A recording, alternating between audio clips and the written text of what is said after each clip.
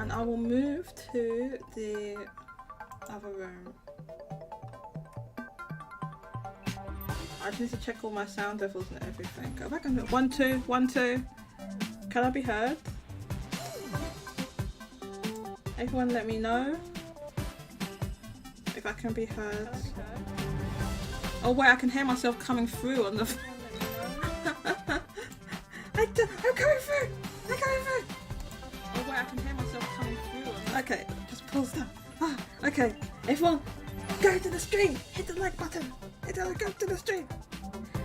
Thank you everyone for joining me for the pre-show. We had Kike, Vinnie Mac, Kofi. Thank you Kofi for the links you sent as well. Also Jago was here but I had to go to work. And Mousy was here and also had to go to work and or sleep. I'm not really sure what she's doing. But thank you so much everyone. I'm going into the on-air room. So please join me on the stream, the main stream. I have link here. I have link. And I'll see you on the other side. Bye bye.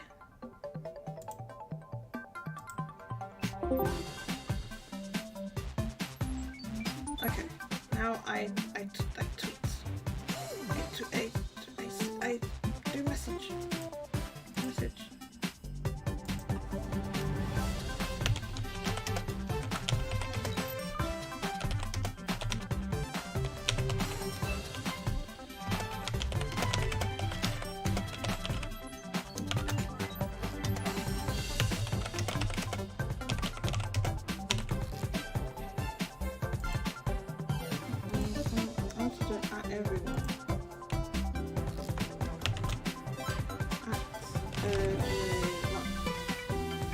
Say no, are you sure you want to do that? Yes, I'm sure.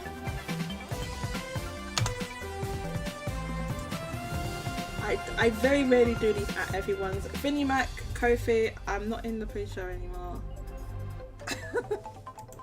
Okay, we're going to start in just a secondo. We just need to get some people watching. Can I be heard on the other show? What up, JD? Hi, J2! Can you hear me? J2! Please tell me how the volumes are. Because once I've got these volumes sorted, then we'll get started. I don't know what we're going to talk about because it's no Famitsu sales! It's Golden Week! No Famitsu sales! It was just the bane of my existence. Look at Famitsu sales. How's the volume? I'm just going to check Twitter if my tweet went out. It did. I would appreciate a retweet of my tweet, please. If anybody is able to retweet my tweet, I'm going to drop it here. Another good day. Hi, Vinnie Mac. Please retweet. Please, I beg you, tweet it, please. And then we'll get started. Okay, so hope everybody can hear me okay.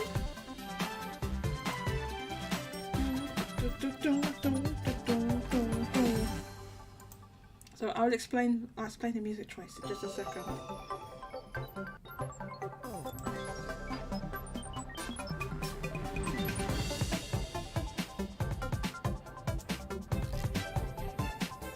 Okay.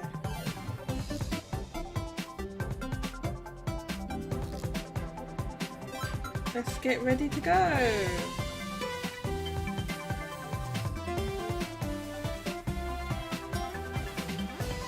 Hello everybody and welcome to another Game Corner Shop live show. And today we have the Nintendo eShop download theme music. This was a special request from KR of Install Base fame. KR, thank you for all the help you have given me. And so this is dedicated to you. Shout outs to KR from Install Base. So that's what we're playing at. And the composer of this song, Dale North, also did the music for the what do you call it? The Kit and Krista Nintendo Minute. They also did that as well. So yeah, I like that music. So this is it's very eShoppy. It's very eShoppy, right? This music. I don't know how loud it's coming through. I don't know if it's coming through too loud for you all. Turn it down a little bit. Is it too loud? Music is a bit loud. Okay. Is that better? It's a bit loud. Okay, so this week there is no Famitsu sales, unfortunately, because there's a week-long holiday in Japan called Golden Week. So we will get Famitsu sales like next week, and it'll be 2 weeks put together. So that's what always happens when there's a holiday in Japan. They put the 2 weeks together. So we do not have any Famitsu sales this week to talk about, but that doesn't mean there's no data. We have data that we can discuss. So what we're going to do, we're going to look at some of the Amazon data that's become available recently, and I'll explain a bit about that. And we can also do things, look at niche barrier. It's going to be a bit free flow type thing. We've got the Phil Spencer, the infamous Phil Spencer interview to discuss. He did an interview on the kind of funny X cast, discussing the fallout and the aftermath from Redfall, which unfortunately had a lot of problems, and it didn't review very well, and it was bugging and stuff like that. So there's a fallout from that because of, it's not just that game, it's just a number of things that have happened over many years why people have grown, you know, weary, I would say, weary of just, you know, just so many things happened on with Xbox. So Xbox has and Microsoft had a pretty hard week, because there was that, and the news of the CMA blocking the acquisition of Activision Blizzard King. So there's that. So how's everybody in the chat? How's everybody going?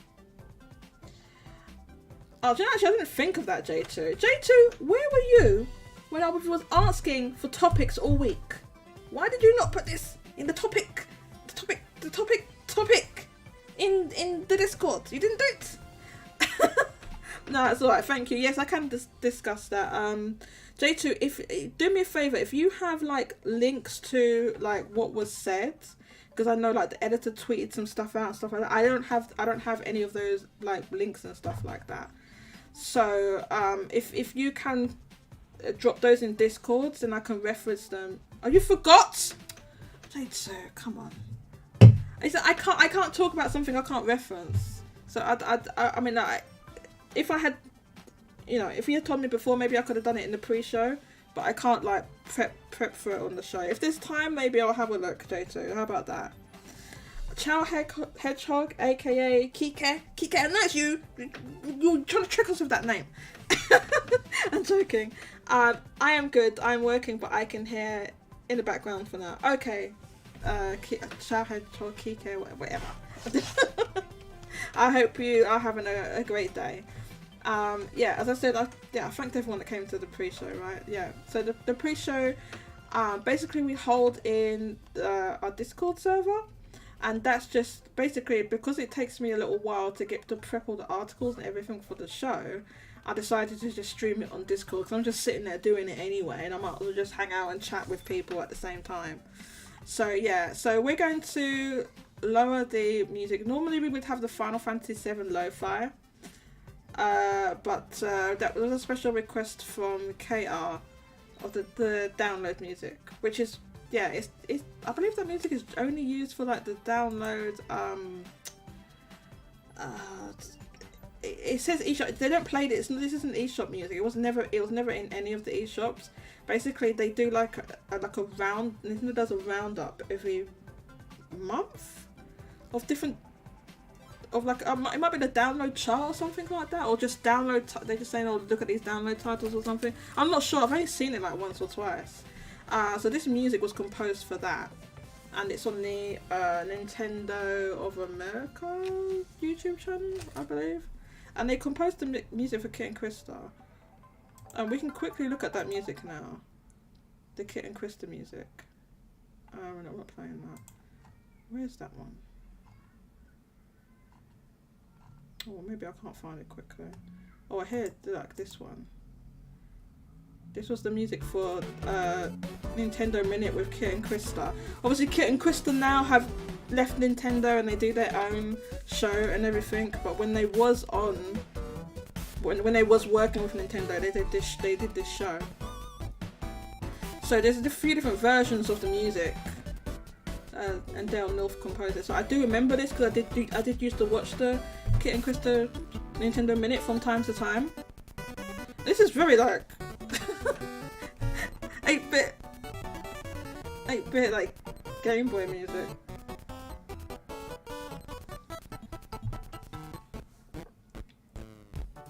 Okay, that's pretty cool.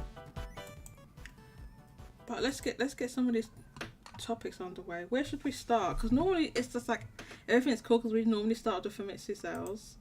And oh yeah, I need to pop out the chat. Pop out the chat. The music slaps. Oh, you like that music? The what do you call it? The Kit and Krista music. Yeah, they on their own show now. They have somebody compose music for them, and I really like that music as well because it's not. I don't believe it's Dale North that composed it. It's someone else, but it's still in the vein of like that kind of e-shoppy type music. It kind of sounds like that. So I do watch Krista, Kit and Krista from time to time. Watch their show. It's pretty good. Let me pop out this chat. So it's easier because then I can. Unfortunately, I don't have like a two. I do. The thing is, I have another like an old. I have an old monitor. I guess I could try and hook. It's like, but it's so old that it still has. You know the thing you have to connect with all the pins in it, and you have to screw it in. I've forgotten what that type of connector is called. So I have to like have that. What's that cable called? The one where you have to screw it in, and it's got all these little pins in it. So that's what I have on there. So, where should we start today? Since we don't have the sales, but let's look at a roundup of some of the sales that's been going on. Recently. This is obviously last week, and then we're gonna get 2 weeks worth of sales next week. Hang on, what? I'm clicking full chart. Why is it not opening? Hello?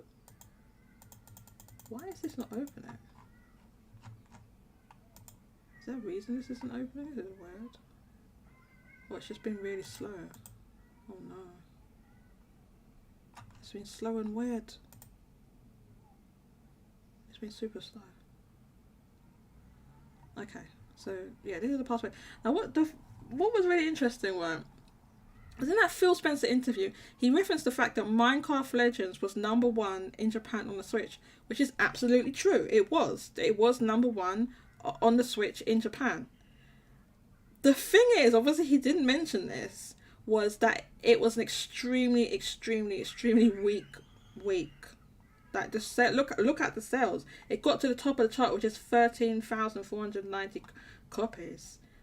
You know, it's a extremely slow week because due to being the week before Golden Week. This happens every year, basically, the week before Golden Week, and it's just like everybody's like saving their money and stuff for the holiday. So then like the sales just drop off like this. It happens every time. So yeah, he was right. He was not lying. It is #1 in Japan on the Switch, but it's not that much of an achievement because if any other game had released, it would have been here. I'm sure if you can hear like a load of kids screaming, I'm sorry, I live near a school, so I don't know, because I can hear it. So I'm thinking like, oh, you can all hear it. I don't mind hearing. You know, it doesn't really bother me hearing the kids, personally. It just reminds me of when I was at school and I used to run around screaming like that. So yeah, extremely soft sales. You can see like the title at the bottom was just 1,300. So they changed this. This looks different now. Hang on, this wasn't here before. They added in this. Oh my god, who runs this site? Can somebody give this person who runs this site a medal or something? Oh, it hasn't displayed correctly, unfortunately, because I think I've got this side panel open. Why is it loaded up like this? Anyway, it shouldn't be. Obviously, it shouldn't be like. I think it's because I've got the 100. Yeah, that's why. Because I had it too big. So here's the I love this site. Oh my god, who runs this site? Somebody please give that person an award. Yeah, so this comparing sales with last year. Usually, just in general, the software sales were higher last year. What happened? So I don't know what released last year that made that so high like that. There was something that released there. That's normally what happens with that. And we can look at Comeg pre-orders. See how the pre-orders are going. So the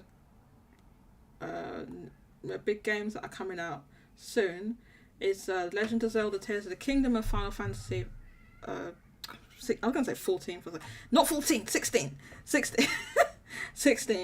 And then everything else is like a bit further away. This Hogwarts Legacy on a PS4 came out. So I'm very interested to see what the sales are going to be for that. As you can see, it got... The regular version got 15 on the Como pre-order. And then there was like a special one, deluxe one. Deluxe one got 4. So... pretty soft. I think the PS5... Let's look up, what did the PS5 version get on Comeg? How do we look it up? The way you look it up here, I've forgotten how it is. How do I do it? To look at Comeg. I can't remember.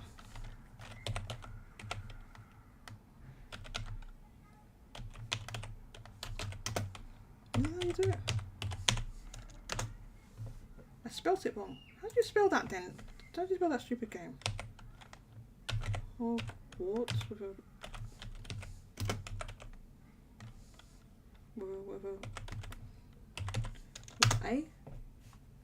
With an A? Okay, so we can see the PS5 version, which launched at 67,000, which is pretty good. And how is the Comeg? Oh yeah, here we go, Comeg.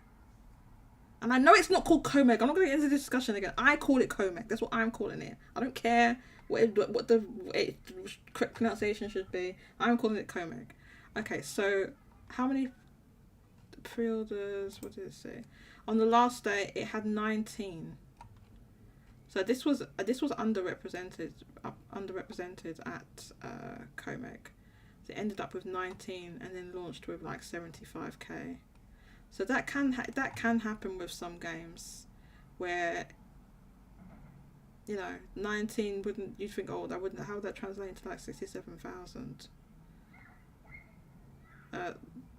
Sometimes that can happen, because that would seem to be quite low. You think, oh well, that's that's going to be 30. Don't forget, you need to add on not just the pre-orders, but the people that the couple of days worth of sales as well. So it's not just, you can extrapolate from Comeg, but then you have to add on a couple of days worth of sales as well. And then the way that you do that is that you look at Comeg, the sales chart. And you see, so interestingly, the Comeg sales chart, Xenoblade Chronicles 3 came at the top. I think this is because the DLC released and a load of people went and bought Xenoblade Chronicles 3. When I say a load of people, it's like 20 copies. So, Comeg is a chain of like 14 stores or something. But you can, how do I do that?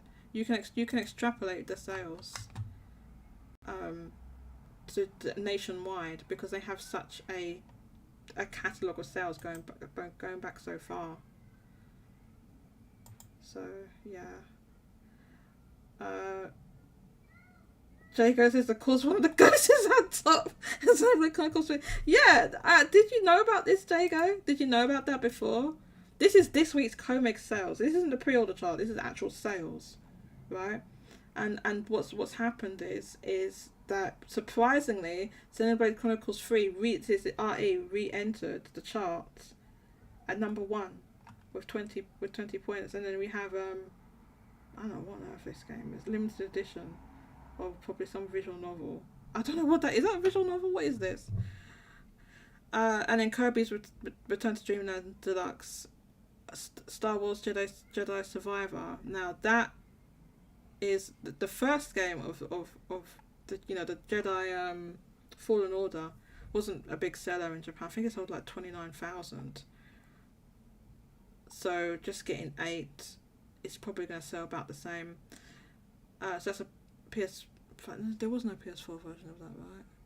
I think it's just a PS5 version of that game. I don't believe it was a PS4 version. Octopath Traveler 2 on the Switch actually jumped up quite a lot with like an extra 5 points. So yeah, it's like surprising. You wouldn't normally expect that to happen. Like it just like literally just jumped up the chart. But also what happened is, Jago, because I was looking at the Amazon JP just the bestsellers chart, and the DLC, because you can buy the DLC as like a download code. The DLC jumped up the chart, and so did the game. That the physical game jumped up the chart for a while. Obviously they wasn't there for very long, but they did when the DLC came out. That did happen. So it's interesting that Xenoblade, and I mean it's kind of significant because it's 20 points in the next highest game, which is a special edition, was 10.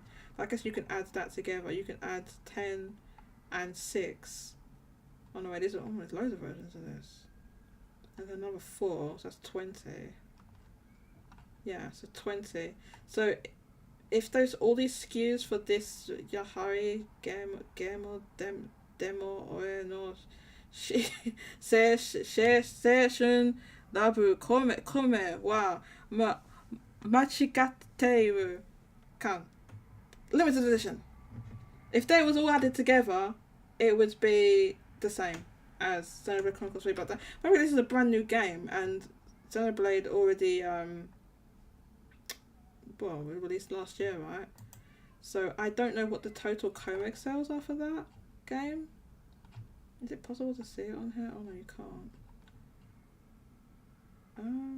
No, this is just pre-orders. Oh no, you can. Here's the sales. So here's what it sold. Did it? Oh yeah, and they added the extra 20. What is it? 19 minus 19 minus. Maybe that's the position. What is this? -6 minus whatever. Why can't it go down? Is that its chart position or something? But anyway, yeah, it's the extra 20 to what you had before. Change minus it must be what it drops down every week, I guess. It's just the difference between what it sold between the weeks. It drops down, so that's why it's +18 here. So it dropped out the chart in November. It came back in May with DLC. So that's very interesting.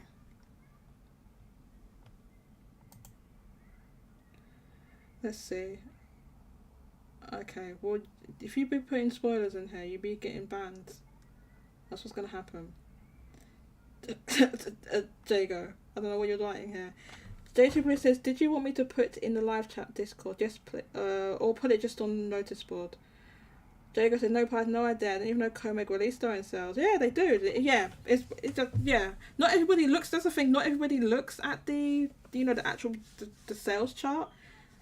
People concentrate on the pre-order chart because the reason is you can extrapolate from it. Because what you do is, right, in order to estimate what the Famitsu sales are going to be, you take the pre-order from the last day, right, and then you need to, you can extrapolate from that, and then once we get the actual sales, so when the sales come through, it'll be like the Monday before Famitsu comes on Thursday. So it'll be on the Monday, and when you can take those Famitsu. You can take the Comeg sales, which will be whatever the pre-order sold plus whatever people bought on the day, or the couple of days after. All of that, it will be the whole thing, and then you can extrapolate from that to estimate what the first week Famitsu sales will be for a game. And it's not always accurate.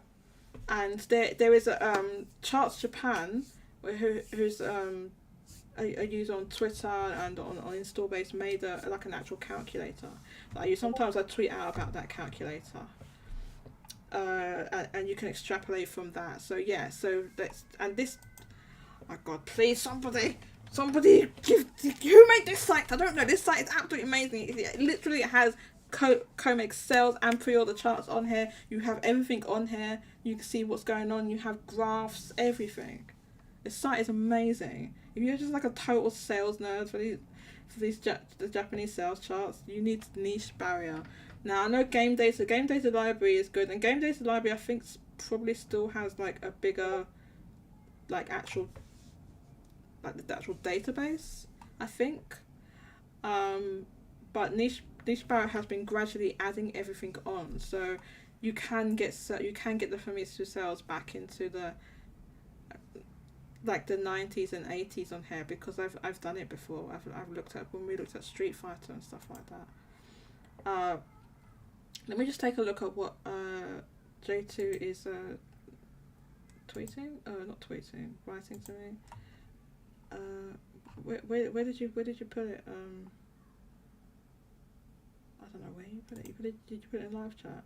Okay, it doesn't matter. Okay, it's fine. Apparently, okay, so J2 is, this this wasn't on my topic list because, to be honest with you, I completely forgot about this. And so I didn't prepare it in the pre-show. But J2 has got some of the information for me about what happened with basically Kotaku, which is a like news outlet for games and stuff like that. A little bit controversial, let's say. In some, this is one of the reasons they're controversial, because they've been apparently blacklisted by Nintendo. It does seem they have been blacklisted by Nintendo, meaning that they don't get advanced copies of games for review purposes. So they didn't get any for the previews of Tears of the Kingdom, right? And so okay, so here's the thing. Yeah, they complained. The senior editor complained, and one of the reasons is probably because what they did about their, as J2 says, their Metroid Dread article, which I'll go into that. This editor also, did you put the tweet out? Did you see the tweet that they put out with the fighter pilot on it, J2? I'm sure, I think you commented it in OJ's video, in the comments of OJ's video about that, which was a pretty, like, when I first saw it, I was like, I was like, oh, that's bad. And then I actually realised that what it was and what those little flags on the side meant. And I was like, what? Hold up, wait a minute. Is this not an American fighter pilot or an allied fighter pilot? Meaning that these flags are like the enemies they've killed? That looked terrible.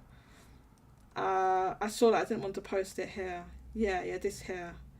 Okay, so thanks a lot. Thanks a lot. Jago actually put it on there for me. So I'm guessing he deleted that.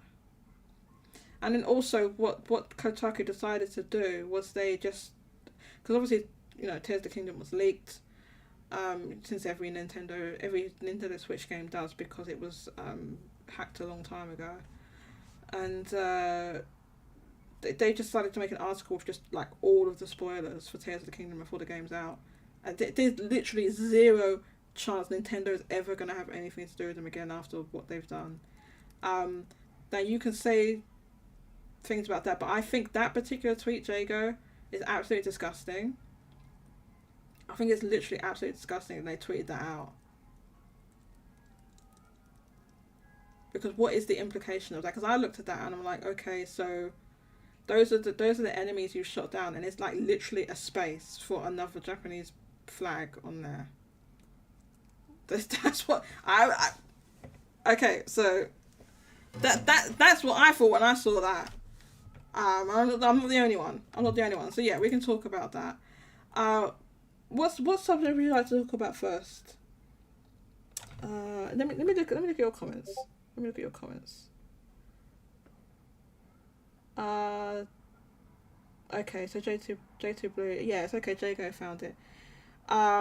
Jago says it's the new Oregairu visual novel. Jago, I have no idea what that is. Okay. It's a new visual novel. Yeah, I mean, I gathered it was a VN. I mean, yeah. I saw the endings for my favourite girl and I smiled at how cute they were. Do not be dropping spoilers in this chat, Jago. I ban you. I ban you.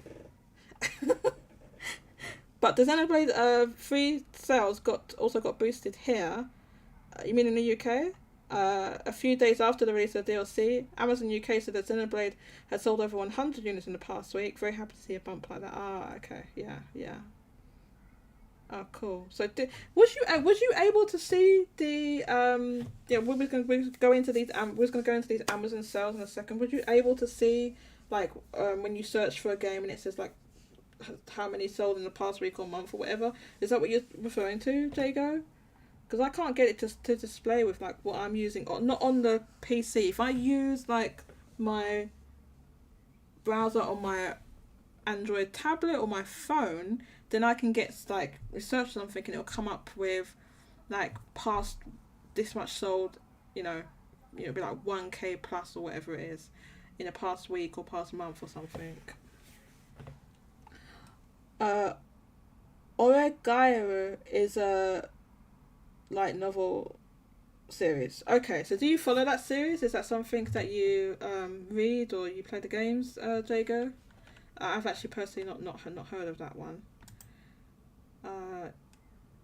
He doubled down on it. Oh Lord. Yeah, he did. Yeah, we can talk about that. So they're just Jago and J2 are just telling me about this really controversial situation that happened. But yeah, let's look at these Amazon sales. So what's happened is that if you search for stuff on Amazon now, and this is in many different regions, but it seems to vary by browser you're using and device you're on, unfortunately. So it's not a universal thing that you can see it on every device.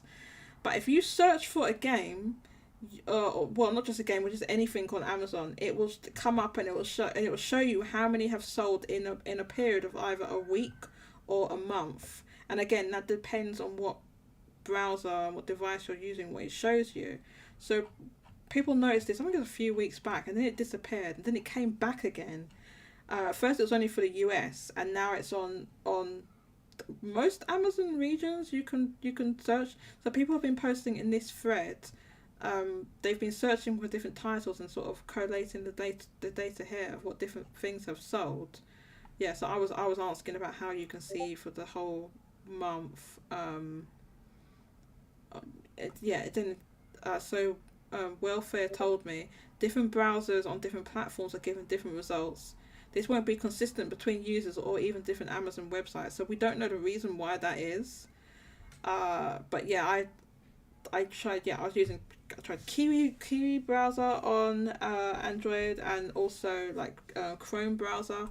On desktop, I've tried Chrome, Edge, and Opera, and I thought Opera would give me a result. Unfortunately, it didn't. I think Opera will show you results on mobile, so I'm going to try it on my mobile later. I'm going to download Opera onto my mobile devices and see what I can see. But yeah, so people have seen this. They're looking at, for example, Amazon Mexico. This is the sales here, and you can see that the Xbox is sales the strongest in sales strong in Mexico, for example. Although actually the Switch sold 4.75 thousand, so it's actually sold more than the Xbox. But that's, a lot of people obviously have bought the Zelda OLED, which 2K sold. So for example, that's so Welfare has looked at Amazon Mexico for that one. So people use different browsers, and so this person, Bodoko, apologies if I can't pronounce these names right, said they were using monthly, mobile mode, and then different things you've got to fiddle around with it and put desktop mode or mobile mode to make different things come up. So that's what people have been fiddling around with and experimenting to see what data we can get. So the data would be, for example, search that. On this one, it doesn't really work. I think it only works for Final Fantasy 16. It doesn't even work for that. I know it says viewed. I don't know why it's not showing me the show. It's so like saying viewed, 3K viewed in the past week. It's not telling me the sales. So what will happen is it will show here where I've highlighted. I can make it a bit bigger. You can see.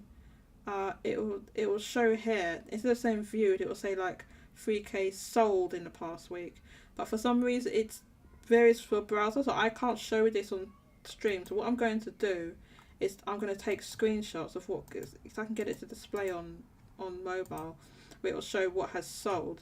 So unfortunately this is just viewed, which is really annoying, because that isn't, I mean, sure, people have looked at it, but the more useful data is like what people actually buying. And these obviously there's pre-orders because this game's not out yet. But it's really interesting because you can get all this like extra data, because Amazon is such a massive retailer worldwide that these sales that we can actually see on here are extremely significant. So we can see them in a lot of different regions, and we can see them for Japan. And somebody has collated some of the data. Oh, Jago sent me a screenshot of when you look on. Oh, you can see it. So this is your mobile. What is that? Is that the Amazon app, Jago?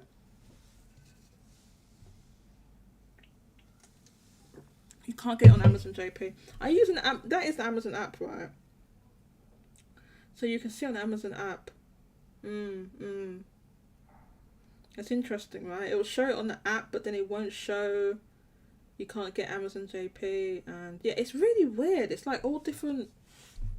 Depends on your browser and what you're using, and it's showing it on the app, but then you can't. So you can change. You are able to change the region on the app. You have to do it by. I'll just hide your. Yeah. I just have to. So what I'm gonna do is I'm gonna do screenshots later, Jago. Because obviously I didn't like. I didn't have everything like prepared, because I thought I could get it to work on desktop. Apparently not. I don't know why, but it would have been a lot easier if I could show it on stream. But yeah, for example, it'll be like this. And what Jago has shown me in the. I'll display the Discord actually, so you can see what Jago's talking about. Oh wait, no, hang on, Discord. How do I do it? It's not working. Do this. Hang on. Capture window. Yeah, this one. Here we go. Can you see? Okay, so this is what Jago has put in the. This is what Jago can see. For example, this is using the Amazon app, and Jago search for Xenoblade, and then you can see here how many's been bought. 50 bought in the past month. So it's actually because it's actually showing you past month. That's interesting, because on one device it would show me past week, and on other, I think on the tablet it was showing me past month, and I was using a browser. This is when I was just using a browser. So if you search for certain items, it's not just games, it's just anything on Amazon, right? You can see this certain date. It gives you additional data of like how many have been sold recently. So yeah, 50 plus of the Torna DLC physical, and then 100 plus of Xenoblade Chronicles 3 physical. So obviously Xenoblade's not like the biggest IP or anything, and this is in the UK, so you know it's not the strongest in the UK, but yeah. So that's just an example you can see, but you can also see that you have this you have a SKU for Xenoblade Chronicles 2 and a SKU for Xenoblade Chronicles Definitive Edition, and it doesn't show anything. Now the chances that they sold absolutely nothing is, I would have thought that's pretty low. I thought they would have sold something in like a month, but it's not showing anything. So it doesn't mean necessarily that they haven't sold anything. It might just be that it's just not displaying. So I don't know, Jago, if you search for other things, do you have the situation where some things will show what has sold and then some things don't? Let me know. So yeah, that's what Jago's found. Just hide your address. Maybe open the image. That's what I'm going to do. Okay, so okay. Jago says that he's on iPad. Oh, the iPad had only show you past week. So what did so this screenshot here, where is this from? Is this from an Android device or an iPhone? What device did you get that did you take the screenshot on, Jago? Because it makes a difference, like the device, the the operating system, the browser, or the thing. New phone S21. Oh, so that's Android. It's an Android. Well, that's interesting. So on the iPad, which is obviously iOS. Yeah, didn't you realise it's cheap here? Yeah, you can get it for like the normal.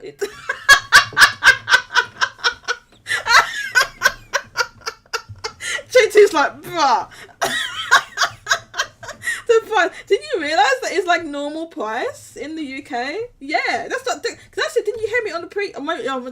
Sorry, maybe you wasn't there for the pre-show. But on the pre-show, I said I have 2 copies of Torna because at first I bought a second-hand one off eBay, and then it came in a condition that I was not happy with. I was like, oh, I'll just buy another one, and I just bought it on Amazon. It's like retail price basically. It's not. It's like so. Jago says it's £27 on the eShop, and then on Amazon it's £29. So it's like more or less retail price, right? It's just. It's just, bruh. Yeah, I don't know why is it so. Do you know what? It may be that less were printed in. Just like when not a lot of is printed or something, it goes rare. So for example, like something that I haven't got that I'm like, it makes me want to put my fist through a wall, is the fact that I was never able to get Shin Megami Tensei 4 Apocalypse physical, because just regular 4 was not released physical in the UK or in Europe, so I had to import those ones. And then the European physical was like £200. It's £200 now. I'm frothing at the mouth to thinking about it. At one point it was £100. I'm like, oh, that's too expensive. And then a year later it's like £200. And now I'm like, I want to put my fist through a wall. So Torna and Xenoblade 2 was super rare up until Xenoblade 3 release. I remember they printed some more then, Jago. So they got reprinted. So there you go. That's what happened, J2. So there were some reprints here in Europe anyway. So maybe in the US they did not print it, and that's why it's like isn't it like twice retail price or something in the US? So it's to do with the rarity of a game. Like if there's just not a lot of copies available. Like for example, like I said, SMT4 Apocalypse, hardly any were physical were printed in Europe. So that's why that game is super rare now. And I'm cross because I want it. I've played the game. I mean, it's not like I haven't played it. I just want it for my collection. You understand? Collectors here. You must understand that I want it because I'm a collector. That's why. So thank you very much for that. Back in 2021, Torma for £75 brand new here. Oh my god, that's before they reprint. Okay, so they definitely reprinted it.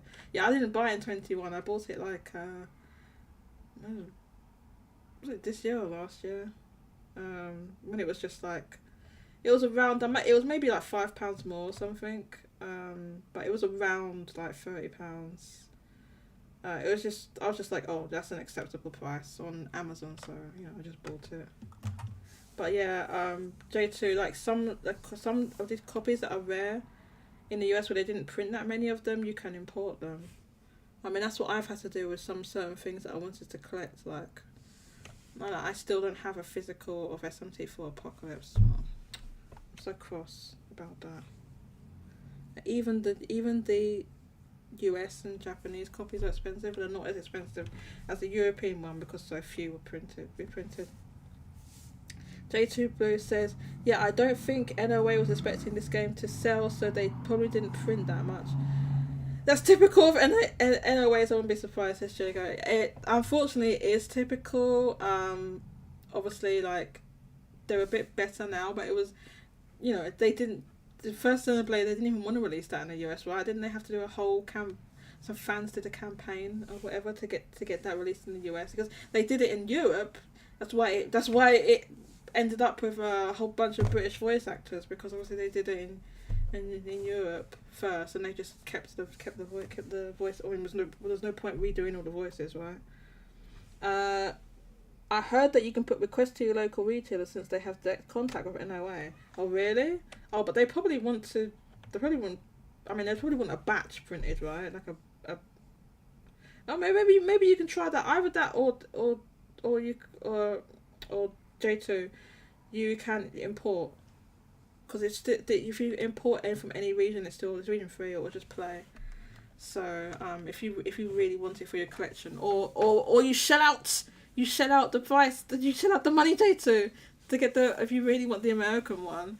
But yeah, I've had to get different copies of different games from different regions before, because it's either it was rare, it was just impossible to get in the European one, or various reasons why you can't always get the one. But it's easier with the Switch because it's region free. With the 3DS, like the collecting I've done for that, it's like, that was region locked, and I need to get a I need to get a Japanese 3DS. So I'm actually gonna get one at some point. Jago says the reason Xenoblade is good is because NOA refused to localize it, and I couldn't be any happier. What? J2, if you import it, I recommend going for the Asian English version, because the spine's formatting is the same between NOA and Asia. I don't know how you even know things. I found this YouTube channel where someone is a collector, and she explains like the different versions, like the more recent reprints, and looking at the code to see which reprint it is. And if you get a more recent one, then for example it will have like the patches on it and stuff like that. So she was talking about like the more recent Breath of the Wild ones will have it's got the patches on it. So obviously they patched the game after it was released. So it will have the more recent ones have the patches on it, and some collectors, and for like preservation purposes, want those ones with the stuff on it. Jago says, I know this because I hate getting non-European copies. Why? It's not that bad. I know it's kind of it's annoying in the sense that you don't have everything uniform, right? You don't have because they look slightly different, and especially for the Switch, the Switch ones, they have that little triangle in the corner which corresponds to different regions and stuff like that. At least on the Nintendo printed games, or the Nintendo published games, and it's apart from that, like I've imported a load of stuff from Asia. On Play Asia, I've imported stuff, and it has obviously a different ratings board or different things on it, and I'm not that much of a not that what's the word, fastidious. That I'm not that bothered by it, but obviously but why though? What does it matter? Like the little logo is different or whatever. J2 says, no, I already have the game, we should have to pay some. You overpaid for the tour. Yeah, okay, yeah. I mean, J2, we've all done it. Jago says, yes, the non-European games don't have the triangle, and the game's titles aren't sent. Oh my god, you're really that pedantic about when you have the games lined up on the shelf, the I don't know why they do that. Like, yeah, I do know what you mean. The titles are in the actual game title is different. They probably do that because of when you use Asian characters, then it'll go for, when it's horizontal, it goes from top to bottom. So that's why probably why they don't censor it. Probably why they don't censor it. So they just did it for all of. They probably just did it for all of. I know not all the titles are written out in Asian characters, right? But some are written in English or whatever. But they probably just kept it like that for all the game spines. So that I imagine that's probably the reason. I'm just guessing. That's probably the reason why it's not centered. Because of the way you write the characters vertically. Yeah, so yeah, I mean vertical. It goes from top to bottom. So that's probably why. I'm imagining. But yeah, so that's some of the data is talking about. Now, what I'd like to do is somebody did get some of the data, and managed to, they sort of like made a kind of chart. So I'll show it here. So this is on install base, and I did so my things here because I asked questions about it. Unfortunately, they didn't answer. I don't know if they didn't see this or whatever, but I did ask a couple of questions about how they compiled it. But we can look at the actual data of what they've did. What they've done is they've gone at Amazon Japan and they've taken all the different SKUs for each game, and and what's displayed there for the past. I guess these are the past week. I don't know if these are the past week or not. I guess it's put. I don't know if they're seeing the past week. I guess this must be for the past week. Because otherwise that wouldn't be too much then. Yes, this is the past week. So they took all the SKUs, put them together, and you can see obviously because Tears of the Kingdom's coming out really soon. That's 12,000, and this is like a rounded number because the number you get on Amazon is like it'll be like 100 plus or whatever it is, and then Armored Core 6 went up for pre-order like this week. I think it was this week. So these are pre-orders for that game as well. So you can see this is a PS5 version, 3,600. So they've taken they've put them all together, and then made like a chart basically, as you can see here, like a top 50. So it's a top 50. Now I had the couple of questions I asked about how they collated this chart was basically what I asked was when you search for games outside the top 100 bestsellers, was it selective or did you manage to find every video game SKU to include in the chart? It seems like you were very thorough, though, and caught them all. So I just wanted to know how they did it, because in order to get the data, it's not from the bestsellers chart. You have to individually search for each title. So that's why I asked that. So it's possible that there would be something you didn't think of and put it in there. Is Armored Core popular in Japan? I love that you asked that, J2. I love that you asked that, because I can give you the exact answer. Did you know that? I can give you the exact answer of whether Armored Core is popular in Japan. That's what I'd like to know. Oh boy, let's take a look, because I've already looked at this and I know.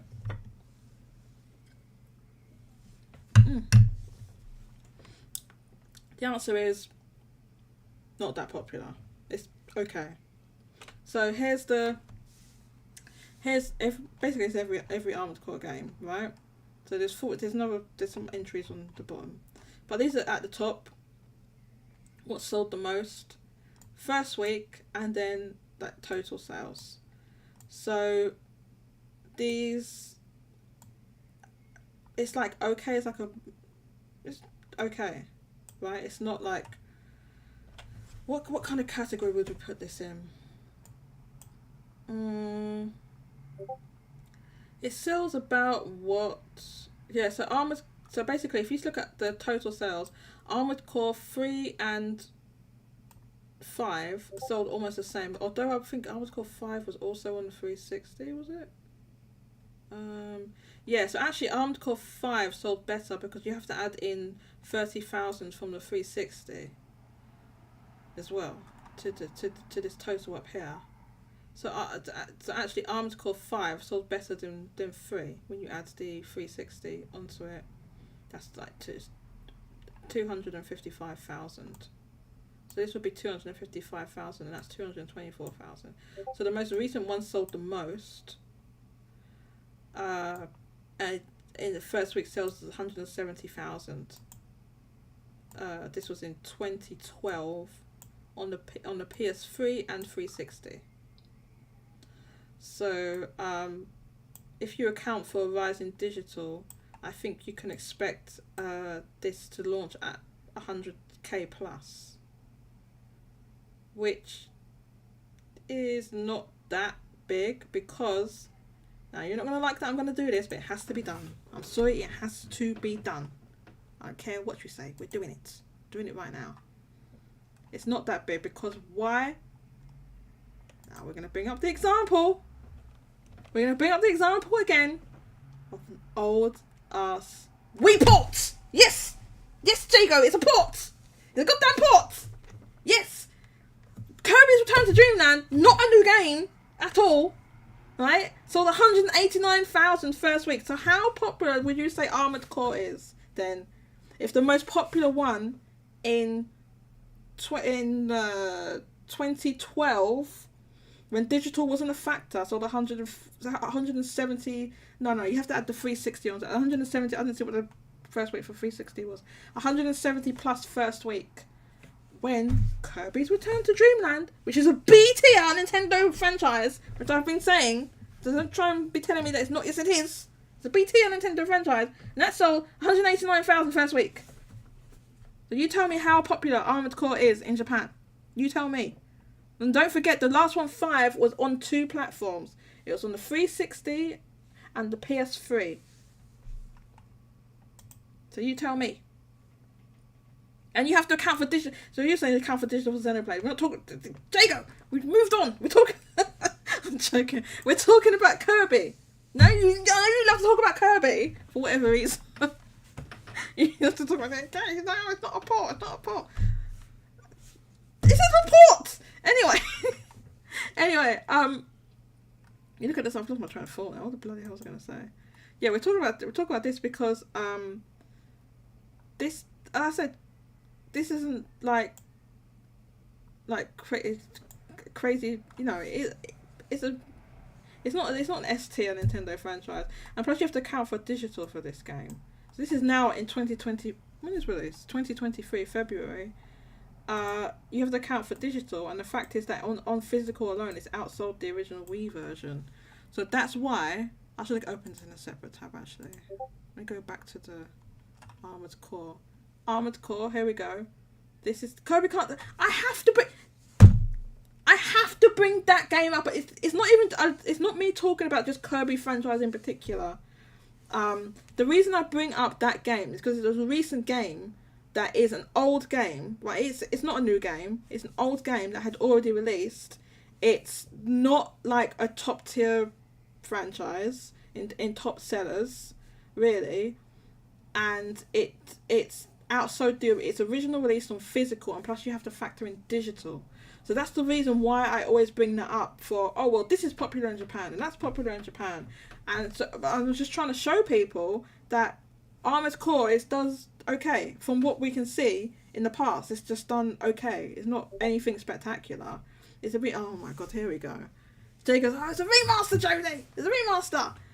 Okay, yes, it's been remastered from the Wii, obviously, because they've done stuff to it to up the resolution and stuff like that. Yes, it's a remaster. AKA a port. Jacob doesn't like it when I say that. There you go. Yeah. I already told you that's what. But the only point I'm trying to make is that it's not obviously it sold less than Kirby and the Forgotten Land. Kirby and the Forgotten Land is an actual new game, so that's why I use the example of Kirby's Return to Dreamland, because it's not a new game. It is a re-release of an older game. And it did better than the original release. So that's why you say, like, you know, we're talking about Armored Core, you know, so it's easy to look at just the Amazon sales that are going on now. The reason is because as soon as something goes for pre-order, it all jumps to the top. If it's like any type of game that's, you know, fairly, you know, large-ish, it's going to immediately jump up to the top of the Amazon charts. But like you can see, okay, well, it's up there now, and I think even if you look on Amazon, pre-orders is at the top. Is that at the top now? Yeah, it's at number 7. It's actually ahead of Final Fantasy 16. She's like, oh well, it's gonna outsell Final Fantasy 16. Probably not. Is there a PS? Yeah, there is a PS4. Where's the PS4 version of this? Where's that? There's a PS4 version of what Armored Core. Yeah, here it is. Look, right here. So. Actually, do you know what? I'm thinking about it. Would it outsell? Now, on paper, we would say there's no way Armored Core is going to outsell Final Fantasy 16, because Final Fantasy is a bigger franchise. It's historically been bigger, and the last 2 games were 700,000 first week. I don't think that Final Fantasy 16 is going to be able to achieve 700,000 first week. It would be lucky to do half that, in my opinion, based on all the metrics we're seeing. You know, because even the fact that there's like all these SKUs ahead. I know this one's a bundle. Obviously, that one's just come in, but that hasn't been there for very long. If I don't have access to the data, I'm going to look at maybe I can look at my tablet. I've got my tablet here. Maybe I can look at my tablet and see the data for that. But yeah, I have to do like screenshots and all this nonsense. Oh, I've got some cute pandas on my thing. On my phone. It's 4 million realistic for Armored Core. So we're talking worldwide sales, 4 million. I don't know, what were the worldwide sales for the previous titles? I don't know. So J2 says, so if Kirby and the Forgotten Land gets 10 million, guaranteed A tier, if it gets up to 10 million, I think at that point we need to consider moving Kirby up to A tier, yes, in my opinion.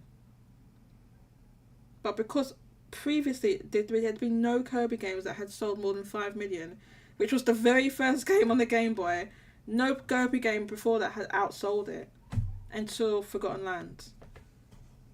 So, Jago says, do you think it will hit 100k when you combine PS4 and PS5? So we're talking about Armored Core. Yes, I think there's a very good chance it's going to hit 100k when you combine PS4 and PS5, because if we again look back at the sales of the previous games, the highest first week was Armored Core 5, 170,000 on the PS3, and on the 360 it was an additional 23, almost 24,000, right? First week, so it was almost 200,000 first week, right? And so if you account for Rise from Digital, obviously it's more than 10 years since then, right? If you account for Rise and Digital and say, right, well, Digital is going to be, for example, 50%, which it will be, it's lower than that. The Digital's around 30 in Japan, but for argument's sake, all these people are trying to say, oh, Digital's so high. Let's just say it's 50%. You divide that by half, then you've got at least 100,000. That's assuming that it's going to sell around the same level. Now, what people are saying is that because From Software is a more renowned company than it was in 2012 because of the Souls games that they've made since then, which are extremely popular. Armored Core is distinctly not a Souls game. It doesn't play like a Souls game. They've said that Armored Core 6 will not play like a Souls game. So whether we'll have to wait and see whether it can bring in the Souls crowd, whether that will increase sales, and also is From Software's name enough to bring in a lot of new people into the game. So that actually raises the sale prospects for this. So I'm actually very, very interested to see what happens, because I think in my opinion, I think the floor is 100k, based on looking at the sales of the previous games. So it could be higher than that if there's a boost from new fans of From Software, etc. As I just said. So we'll have to wait and see. I'm very, very interested though. I don't know. What does 5 say? I don't know. I have no idea. Off topic, but will the stream last for another hour? That's a good question. Yes. 1 more hour. Oh no, there's a whole bunch of comments in the other one chat. Dankmeen Santa. Hiya. Hi Dankmeen! Welcome! Chow Hedgehog aka Kike says, this is pre-Souls form. I think 6 will do better than all of them. Yeah, so that's what I'm saying. Like, I feel like the floor will be 100k, and that because of From Software's reputation now, that's possibly going to boost it. Now, we don't know for absolute certain, right, what it'll boost sales. But I think that's going to be a factor. That the fact that they're just such a more well-known company, and it also depends on the marketing. So if they market this right, because I believe it's Bandai Namco Publishing, right? If Bandai Namco has sense, we know often they don't have sense, right? Let's face it, they don't have sense. One Piece Odyssey. Anyway, we know sometimes they don't have sense, but if they have sense, they will market this as being a From Software game. So I think like if they say like, oh, from the makers of Dark Souls, and you know, if they say something like that, with the marketing, then yeah, the sales potential I think will increase. Now it depends, like, you know, would the Souls fans like this it's completely different gameplay. They said it doesn't play like the Souls game, but it's gonna have the From Software touch, right? And people are very excited from what they've shown from the gameplay. So I feel personally like that 100k will be the floor. Now the reason why I feel more confident saying that is because there's a PS4 version. If there was no PS4 version of this game and it was just PS5, I wouldn't say 100k. I would say it's going to be more like 70k, like Hogwarts Legacy was like around 70k. I think it'd be more like 70k. But because there's a PS4 version, I feel like 100k plus. Personally, I don't know. What does everyone else think?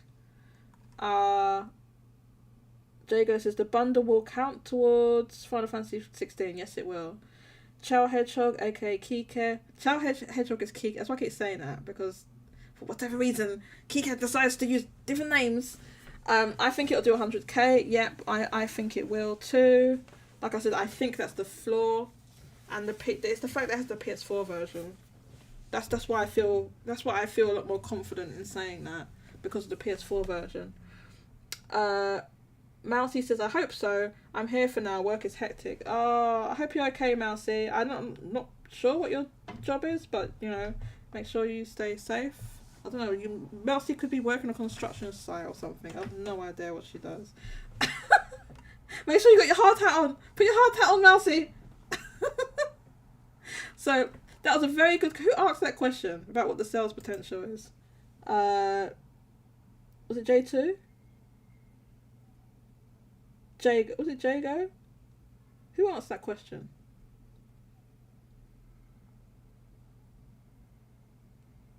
Or was it both of them? But anyway, whoever asked that question, thank you very much. It's a very... sorry, it's J2. Is Armored Core popular in Japan?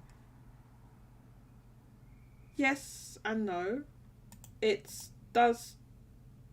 You know, this is a reasonably sized game. It was J2. Yeah, it's J2. Thank you. It's a reasonably sized game in popularity. It's reasonable. Like it does well for what it is, right? It's not small fry. This is selling like the last entry is selling like what some, I guess a little bit below when you account for digital, but it's selling like nearly like Resident Evil numbers. Obviously, Resident Evil has declined in recent years, but it's around Resident Evil numbers, right? I feel like, what did the last Resident Evil sell? The Resident Evil remake. It was oh god, let me have a look. What did it sell? Resident Evil. Let me just put this tablet down. Now I've got caps lock on. We'll be getting into the Phil Spencer thing just shortly, because I'm not going to be live for forever. Resident Evil. What did the last one sell? Well, you can see like Resident Evil has declined so much. Like, good lord. I've talked about this before. That it used to, you like, okay, Resident Evil 2 sold 2 million. Yes, it did. 2 million. So where it's selling now, Resident Evil 4. Oh no, so this is sorry, that's the PS2 one. Where's the one that just came out? I'll change the release though. Yeah, so look, you're seeing like total sales. You know, it's 200. Let's say it's 250,000. That's a far cry from 2 million. So no, Rise of Digital accounts for the fact that it used to sell 2 million. That's not digital Rise, because even if you put 100% more on this, you still only get to 500,000, which is nowhere near close to 200 million. And I know this has just come out. Obviously, it's gonna continue selling, but that's just an example. What did Resident Evil Village do? Village. So even Village is like 206,000 on the PS4 and 80,000 on the PS5 total. You can see right here. So that was the last, like, yeah, hang on, was it the last mainline? Yeah, that was basically Resident Evil 8, right? So that was the last mainline one. So that is, and that came out was it 2 years ago? Good lord. It was 2 years ago?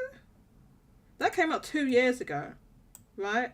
So even if you double this figure, let's just say we're just to give it the benefit of the doubt, let's round it up to 300,000, then double it for digital, right? Then we get to 600,000. That's still really far from 2 million. So Resident Evil is just declined like a lot in Japan. I actually have theories as to why I think I actually have my, I don't know if I could really get into it now, why I think that's happened. Because in essence, Resident Evil has changed a bit to be, it's, you know, some of them more action orientated, and then the last two entries were in first person. I think that affected the sales. But Resident Evil was already in decline in Japan before the first person entries. It was already in decline. And I actually think the reason is, and I think this is a reason that, and I think this thing has affected a lot of games in like, I think this has affected a lot of game releases and game sales in Japan. So the fact that it was in first person, yes, affected it. But I think the other thing, if you think about Resident Evil, right, the first entry was on the PS1. On the PS1. Now, if you go back and look at PS1 graphics, right, it was like boxy characters, it was like tank controls and everything, right? But all games looked like that. You know, it was a game where it's a time where you had to use your imagination more to fill in the gaps. They had like FMVs and things like that in the games of the PS1 era, but you had to kind of fill in the gaps yourself in your own imagination. And the gameplay of Resident Evil has not changed dramatically, apart from it's gone first person. I know there's people say there's more action orientated ones, but if we take for example the fact that they've remade recently 2, 3 and 4, and they've changed stuff, they've changed the controls and stuff, but it's fairly faithful. It hasn't like gone crazy deviated from the gameplay that it was before. They've just changed it to make modern control. Someone can, because I haven't played all these games, so somebody can correct me if I'm wrong, but they're fair. It's not like when I say fairly faithful, I mean it's not like a Final Fantasy VII situation where the original was just turn based and it had an ATB system, and then the remake is like, it's, you know, more action. It's completely different. It's not like that type of situation. So I know they have changed stuff from the originals to the recent remakes, but it's not like a dramatic change like with Final Fantasy VII. That's what I mean. It's fairly faithful, so it hasn't changed that much, except for they've put like quality of life things and things like that. I think the thing that has changed a lot. So J2 says you're right. They're pretty faithful, right? So what has changed that the sales have dropped that much from? They've remade Resident Evil 2. I know the original Resident Evil was remade before, so that one hasn't been remade with this new batch of remakes, right? With 2, 3 and 4. So what has changed between now and PS1? I think it's the graphics. I think back on PS1, everything, PS1, PS2, you know, everything had that same look. So like, you know, the biggest AAA game or whatever, Resident Evil, was, you know, didn't have crazy graphics. That was just, it didn't look realistic at all.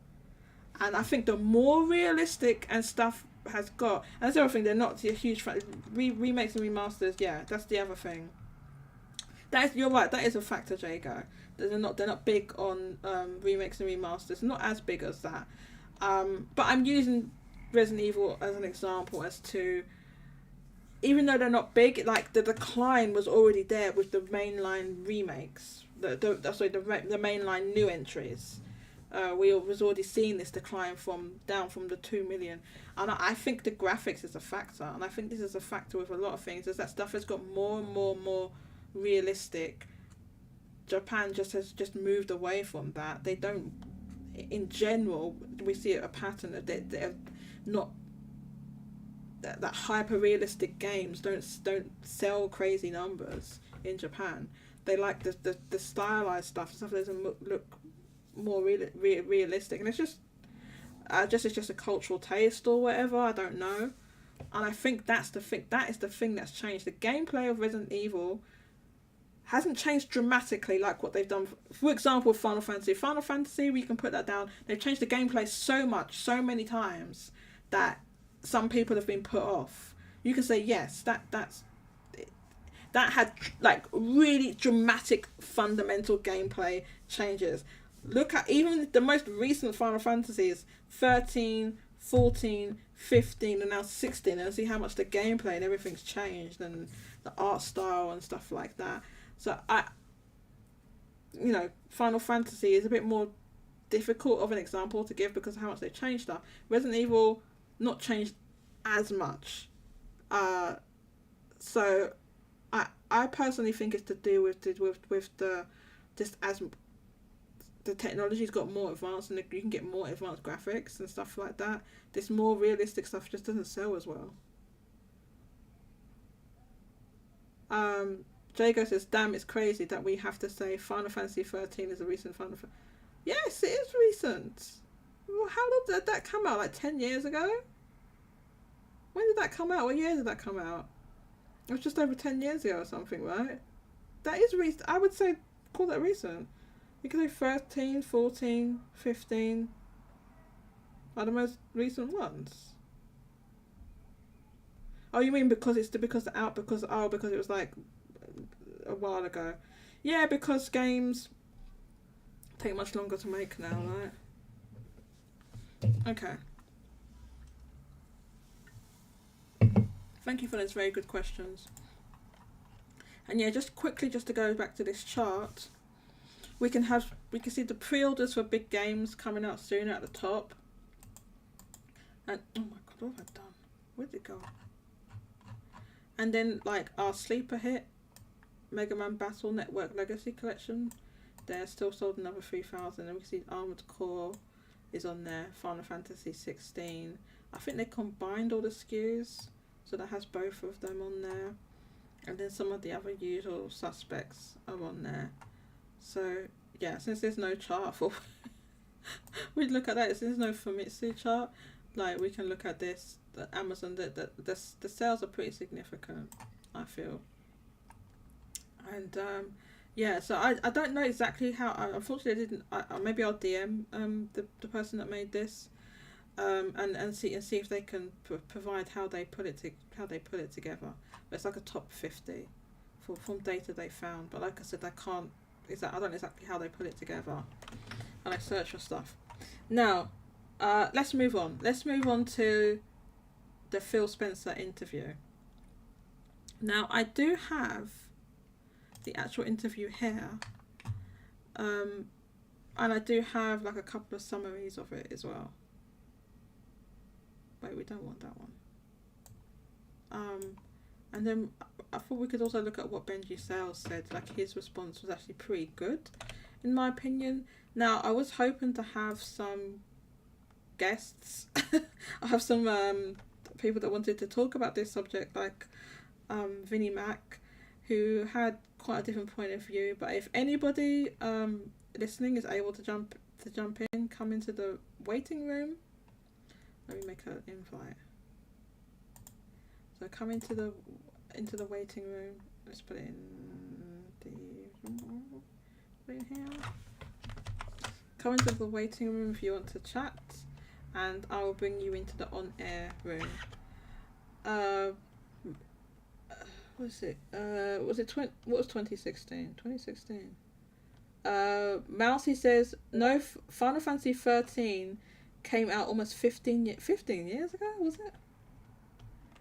JT says, oh, I'm thinking of 15. Yeah, 15 was 26. Was it 2016? Tears of the Kingdom's going to be big. Yeah, it will. Mousy says 15 was 2016. Well, there you go. It's 2016. So the gaps between the games have kind of gotten longer and longer, I guess. Like, they could knock them out back in, PS1, PS2 times. Can't do that anymore because of just HD development takes so much longer.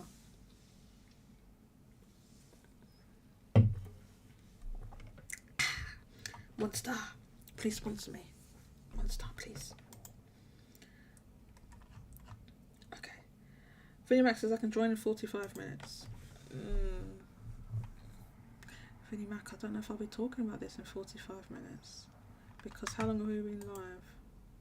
1 hour 20. I mean, maybe. But anyway, yeah, I wanted VideoMac on the show because VideoMac had, a different point of view. And I thought it'd be interesting to hear different points of views on the interview. But let's take a look at some of the pertinent and key things that was said. I do have the summary, so we don't have to watch. The thing is like 40 minutes long, right? So we can't go through that whole thing. So this is a takeaway that this was gameindustry.biz. This is their summary, their takeaway from this. This was written by Brendan Sinclair, the managing editor. Okay, so Phil Spencer, we're not in the business of out-consoling Sony or out-consoling Nintendo. Now, this interview was a 40-minute long interview. I believe that this interview was already something they had scheduled way in advance, right? So they didn't know this Redfall thing was going to happen when they scheduled this. And it seems like, from what they said in the video, that Phil Spencer basically kept the appointment. And they obviously ended up having to talk about Redfall. I'm going to... Just 1 second. I'm going to retweet that I'm live because nobody is looking at this. Please retweet. Please retweet that I'm live. Okay. So let's go. Oh my god, let's go back. Head of Xbox says Microsoft lost the worst generation to lose with Xbox One, has to compete by doing things different things like Game Pass and xCloud, which is fine. We already knew that basically. But here's the thing that he, amongst other things that were said in there, like the apologies for Redfall, and it basically seems like now the interviewers did ask some really good questions, but it's one thing that they didn't ask that I would hope I was hoping they was going to ask. They didn't ask. Now, basically, it seemed to me that what Phil Spencer was saying was that they're kind of hands off with these studios, and they wasn't really looking at Redfall or what was going on there. I wish that the Xcast had asked Phil Spencer, did you play Redfall before it released? Did you see this game? Did you play it pre-release? Did you play it in alpha or whatever or beta?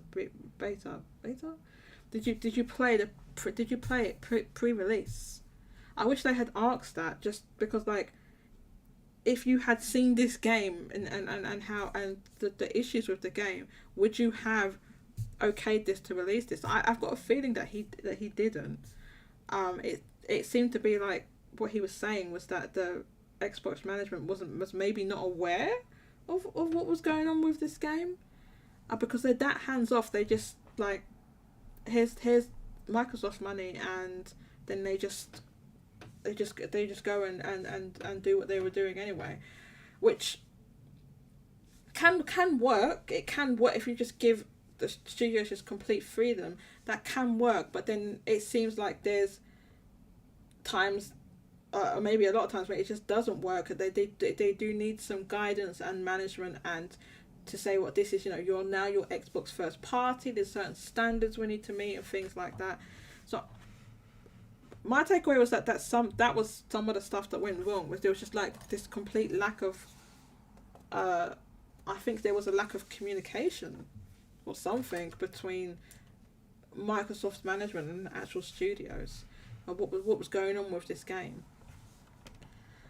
So Phil Spencer says that, this is on the article, Phil Spencer says that making great games wouldn't be enough for Xbox to claw out of third place in the console race. In an appearance on the Kinda Funny Xcast, published today on YouTube, Spencer laid out the reason for the company's pursuit of subscription services like Game Pass and cloud gaming technology. We're not in the business of out-consoling Sony or out-consoling Nintendo, Spencer said. There isn't really a great solution or win for us. And I know that will upset a ton of people, but the truth of the matter is, when you're in third place in the console market and the top two players are as strong as they are, and in certain cases, a very discreet focus on doing deals and other things that kind of make being Xbox hard for us as a team, that's on us. That's not on anybody else. Spencer said, Microsoft is invested in making sure Xbox owners have a great experience and feel catered to, but seem to acknowledge it can't beat Sony or Nintendo using a traditional console strategy. I see it out there. I see the commentary that if you just build great games, everything will turn around, he said. It's just not true that if we go off and build great games, all of a sudden you're going to see console share shift in some dramatic way.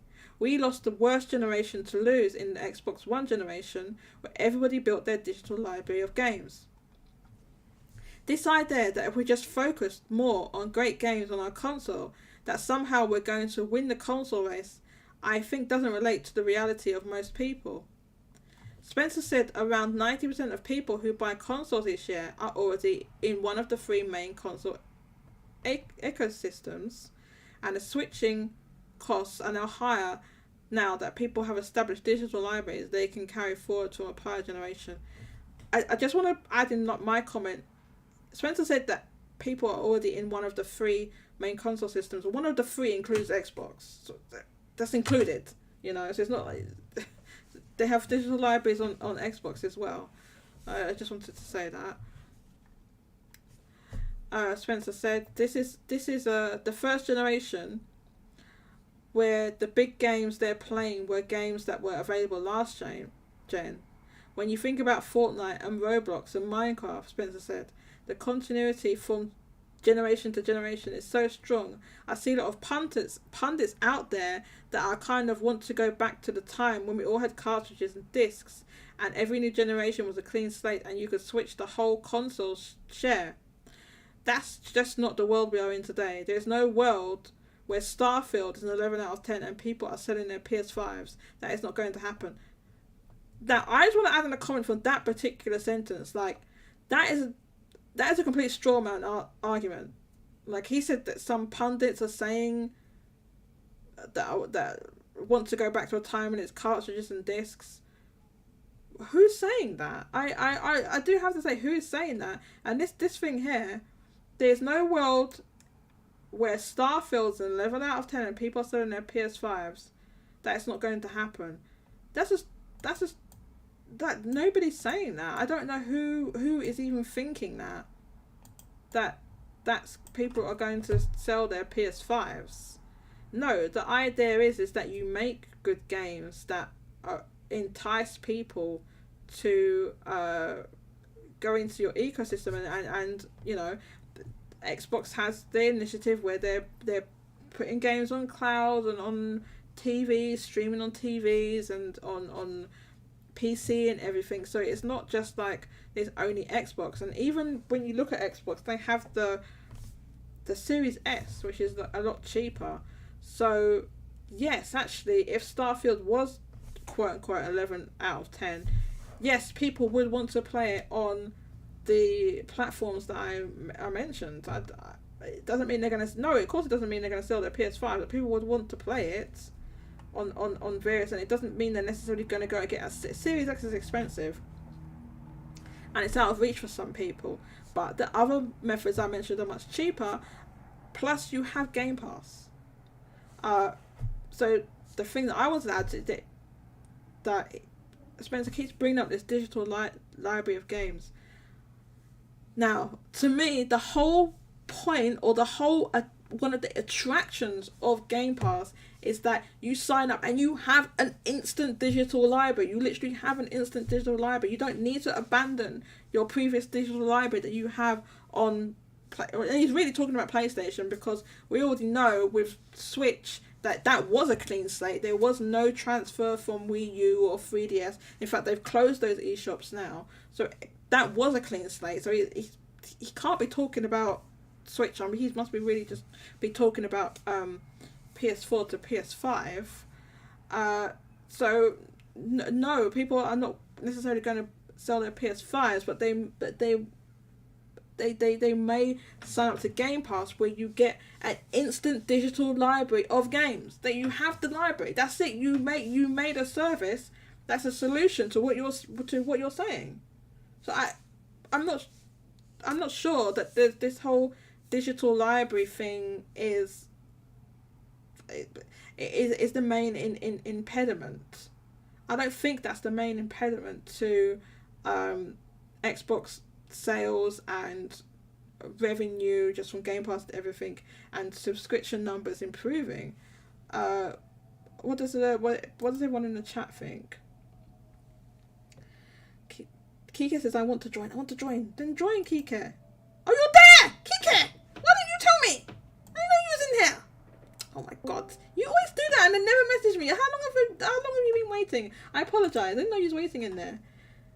Mousy says, not sure she's going to go that long. Benji normally starts in about an hour and a half. Exactly. I don't want to overlap with Benji, because I knew he was going to stream. He told us in advance that he's going to stream. So I wanted to make sure I could go over to his chat and moderate over there. Vinnie Mac, I can join 45 minutes. Okay. I should still be live. Jago says, I'm going to join on my phone since it's home. Home. You make it sound like you're at school. I don't know, maybe you are at school. How old are you? He's talking about me there. Who? With Phil Spencer? Which part, Jago? Which part? The digital library? Oh, people aren't going to sell their PS5s? No, nobody's going to pay. I think that's a straw man argument. Who said that people are going to sell their PS5s if Starfield is an 11 out of 10? Of course not. People do. Yes, people have digital libraries. They have games, but I think if Starfield is a really good game, that is going to entice people. Kika, I can hear you. Well, I can hear you. I don't know if you're eating or something, but welcome, Kika. What do you think? About Xbox? Yeah, actually, your volume is super low for me, so I'm going to try to raise your volume a little whilst you chat. Everybody let me know how the volume is for Kika. Oh, I might have to raise it on the actual thing, on the actual stream. Go ahead, Kika. Yeah, test. I think you're louder than me now on the thing. I need to raise my gain a little bit. I'll raise my gain. There. 1, 2, test. 1, 2. Okay. 1, 2, 1, yeah, 2. You're hitting yellow bars at the moment. Okay. So you might, yeah. Okay. Let's see, because it's hard for me to balance out the audio. I'm looking on what do you call it? I'm looking on the Streamlabs mixer volumes. So yeah, go ahead, Kika. What do you think about this Phil Spencer interview? Now I've read out the pertinent parts that were that GameIndustry.biz has summarized. I thought we could play the actual clip, but I don't have it queued up. So what the part that I read out from GameIndustry.biz, that's the part that I really wanted to discuss anyway. I didn't want to going through the whole interview would take too long because it's 40 minutes, but the really pertinent and interesting part was towards the end when they had like just quick fire questions. So yeah, what are your thoughts about this, Kika? I can see where Phil Spencer's coming from. Mm-hmm. I think they're in a situation where it's gonna take more than one game just to raise the like their market share. I think that's the best word I can say. Um, because right, it's like consoles. They do need games. Yes, they do need games. Like no, don't get me wrong. They do need games, but they need more than that sometimes. Like they need to have a momentum um for them for people to KK, could you describe a little bit what you mean by having a momentum to them? like like it has to have like a good, I don't want to say messaging, but like vibe. Like let's say for example, like the Wii U. Like the Wii U had great games. Like there were some great games in the Wii U, but there were a bunch of like negative things surrounding the Wii U Mm-hmm. that made people not want to buy them. Sure. Um, and because nobody wanted to buy them, that like there's also the fact of like, um, where are my friends? Like I know it's different now because there's cross platform, so it doesn't matter as Yes. much anymore. But there's Yeah. like yeah, like some sort of like the how's the online, like how's this and how's that.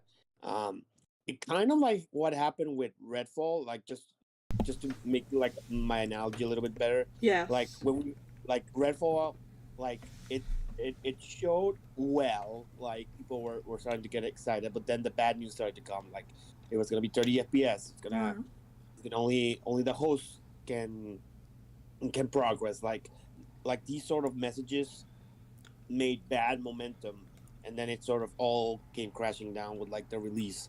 So for Xbox it was like they needed a good game to start their momentum going, Mm-hmm. and Mm-hmm. that was supposed to be Halo. That was supposed to be Yes. Halo. Yes. Halo was supposed to be the one that was going to start them all, but even though it had a good launch, it didn't keep up the momentum, Yeah. and more importantly, there wasn't anything to follow up Halo.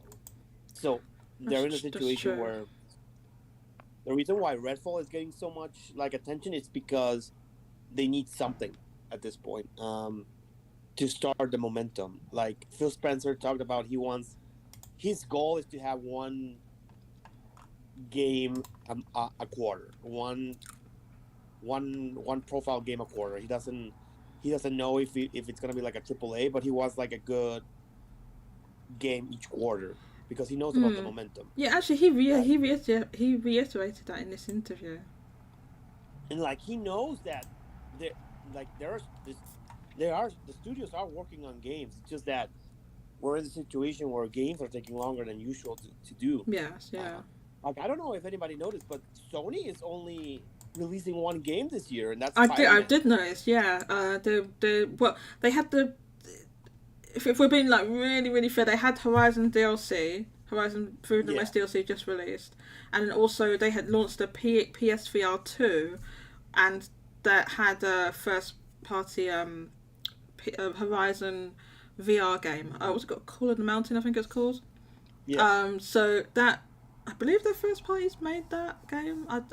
Maybe it was like No, yeah. it incorporated with Gorilla and another VR studio, I'm not exactly sure, but It was like a side team in Gorilla, from what I right. understand. So what I think there, like they have got one. I know what you mean by one game. They've got one big, brand new PS5 game. I think I think the reason for that is because their attention is split, or at least some of their resources and attention is on PSVR 2 and getting that launched in the first half of this year. So I think that's probably the reason why. I know some people are saying, oh well, they're gonna have this showcase, and I'm pretty sure this showcase is gonna happen this month. Is what Jeff Grubb and some others are saying. They have this showcase. Oh, they're gonna announce games, and they're gonna actually there might be more still get games this year. But I'm like, when has Sony ever announced and released a big game in the same year? They might. They wouldn't have enough time. But where would it go? They wouldn't have enough time to market it. You have to have this game marketed. You can't put it near Spider Man. It's not going to release before Spider Man. It would have to be after. I didn't know that they're not going to have another big AAA game this year. That's just going to be announced and released just like that. You know, they announce things a year plus out, or 2 years. No, Yeah, so there might I be something guess small, but another big well, game. I don't know. the best thing that they might like release the same day is one of their live service games, because I know they keep saying Right. that we have a bunch of live service games on the works. I Like the think best that can yes.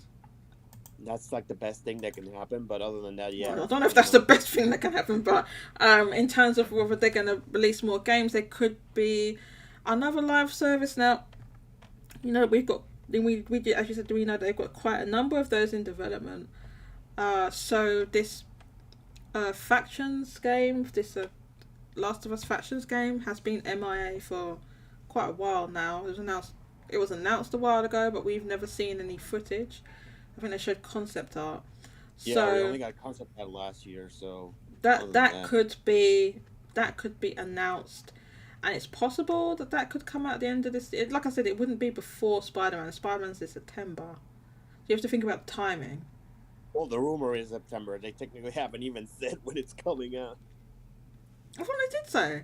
I thought they confirmed it was September.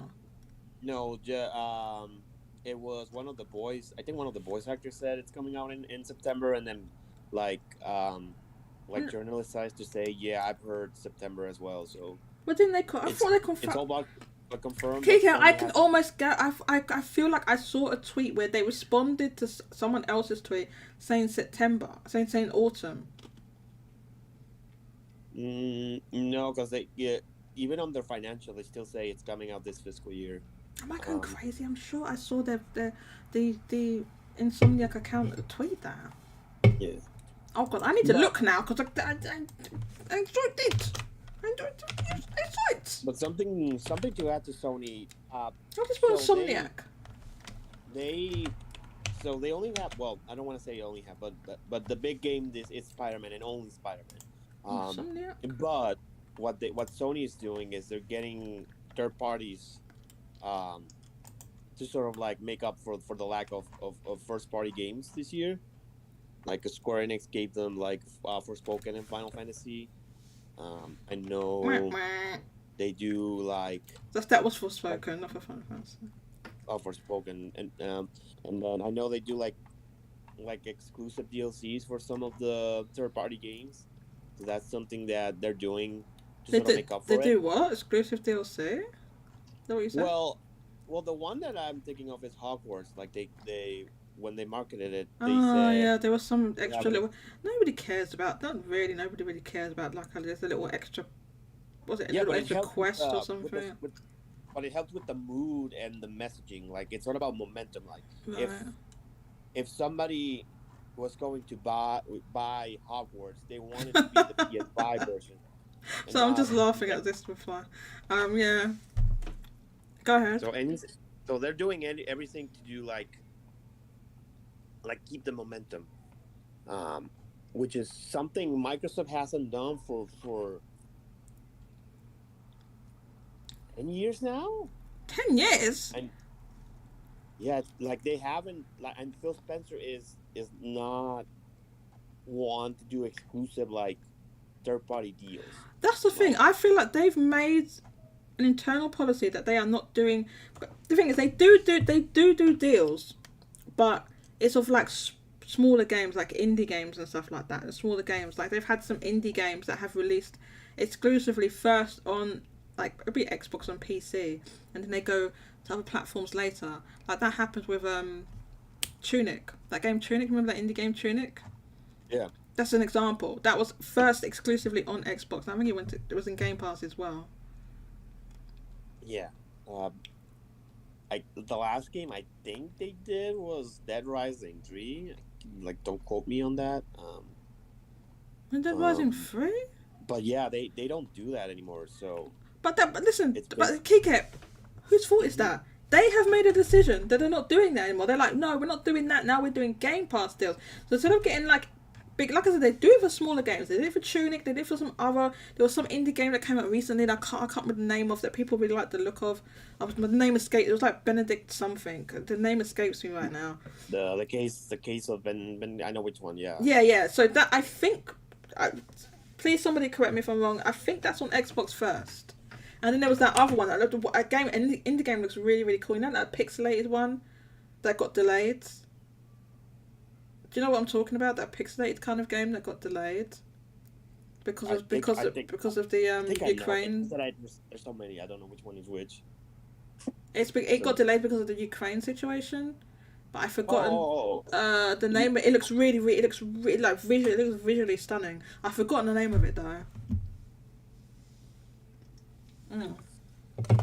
Anyway, there's that game. So they have some games, but they won't do it for like a Dead Rising 3, a Tomb Raider, and all this like they did before. yeah.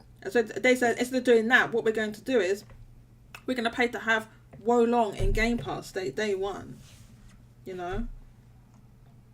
I, my guess of why they change like policies is something must have happened with the previous leadership. Because of all the stories that came out when the previous leadership was coming out. Like, like Phil Spencer must have like said, "I don't want to be like that." Um, basically, that's why Yeah. he's like very hands off with studios. Like Two he always hands. Look, I knew it! I knew it! Look, I found something. They did a heart. Did a heart. Look at this. Walmart Canada tweeted Spider-Man 2, PS5 full, and Insomniac Games tweeted a heart with a smiley thing on it. The heart, the smiley face of hearts. It's confirmation. It's confirmation. Look at well, this. Look at the stream. Look at this. I'm not saying it's not September, but Look! Sony hasn't said September. This I mean, confirmation. Insomniac is saying fall, but they're not saying September. Like, Okay. Maybe they didn't say September, but they said fall. no, yeah, it's definitely coming out. Okay, all right, then fine. Well, fall's only like 3 months, so like we know it's got to be. It's September. It's the fall starts in September, isn't it? September, October, November. It's fall. Yeah. No, I mean it's definitely coming out before Christmas. So what I'm saying is coming out before Christmas. Therefore, there's no time for them to market and have a space for another big AAA game. There's not one coming like that this year. They might have one of these live service things you're talking about, but another Spider-Man isn't happening this year. They just never do that.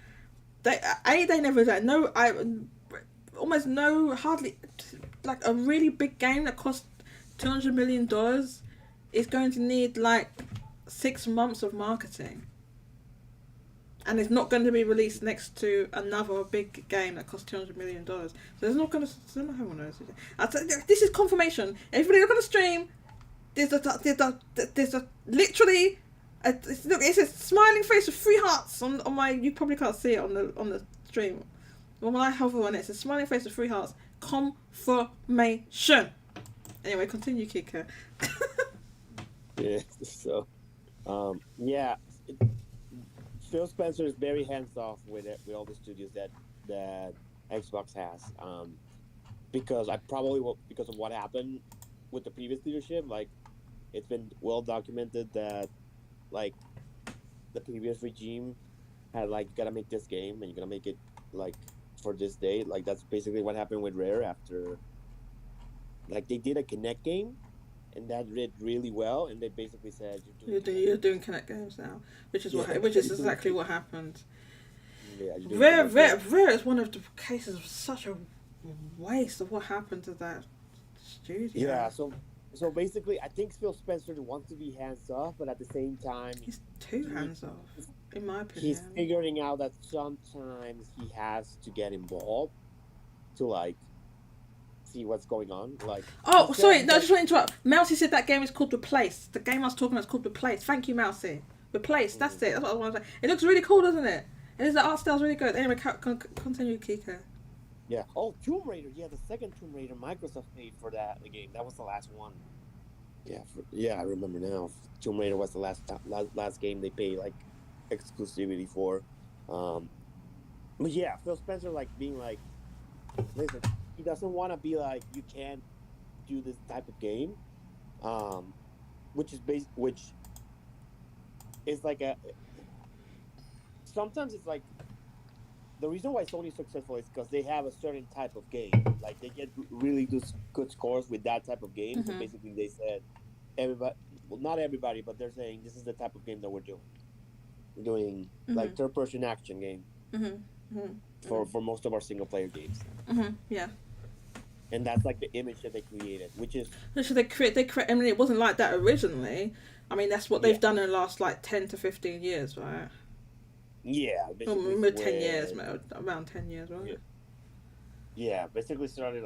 I mean, Last of Us started a little bit, but it basically like the second half of the PS4, it really got going. It really got. Uh, When it started with Uncharted, really, the first Uncharted, which I guess was PS3. yeah, But basically, yeah, you're right. It's like PS4 onwards, they were like all in on that, and it's been very successful for them. which is creating like a messaging and a momentum of like this is where you get these types of games, and we're seeing that if it's not that type of game, it doesn't normally do well on PlayStation 5. Like look at all the Square Enix games that are not Well, that's like that. true, but Like, in terms of first party, they don't really have. I mean, yeah, they do have games that are not like that. They had like the Sackboy game. They had I guess you could say Ratchet and Clank, which is more of a platformer. yeah, Although but it's an even the action platformer. last Ratchet and Clank had a little bit of like story, like the type of stories that they're doing normally. But Xbox doesn't. I think the thing is that Xbox doesn't have like an identity right now, which I don't know if Phil Hmm. Spencer wants to necessarily create an identity because basically all the studios are he's telling the studios do whatever you want. Yeah, yeah. Like if you want to do Hi-Fi Rush, do Hi-Fi Rush. If you want to do like the next Minecraft thing is going to be like an RTS Pikmin type of game, you can go do that. Um, So which I think I mean personally I think it's good to have a variety of genres and stuff. But I guess you mean that it's like less but cohesive or something. Like it's it's less. less cohesive and not like I think I believe I said it like before was where he said, "Oh, the Wii U had Pokemon, but it still didn't do well." But I was like, "Which Pokemon game?" And he said Pokken, Yeah, and had Pokken Pokemon. is a Yeah. spin-off. Um, and spin-offs don't do as well as main lines. I mean, They don't. they can do well, but They do not well as for much. what they are, but they don't perform like the mainline Pokemon Yeah, games. No, not at all. yeah, and that's basically like Xbox in terms of like right now they're pulling out games that are not the big games.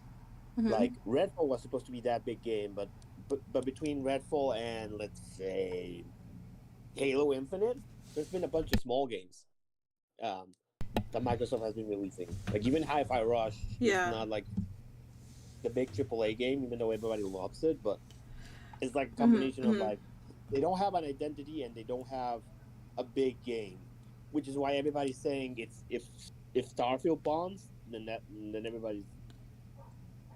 everybody's getting real worried about that because that's like they need a big game, They're kind a of big game to start.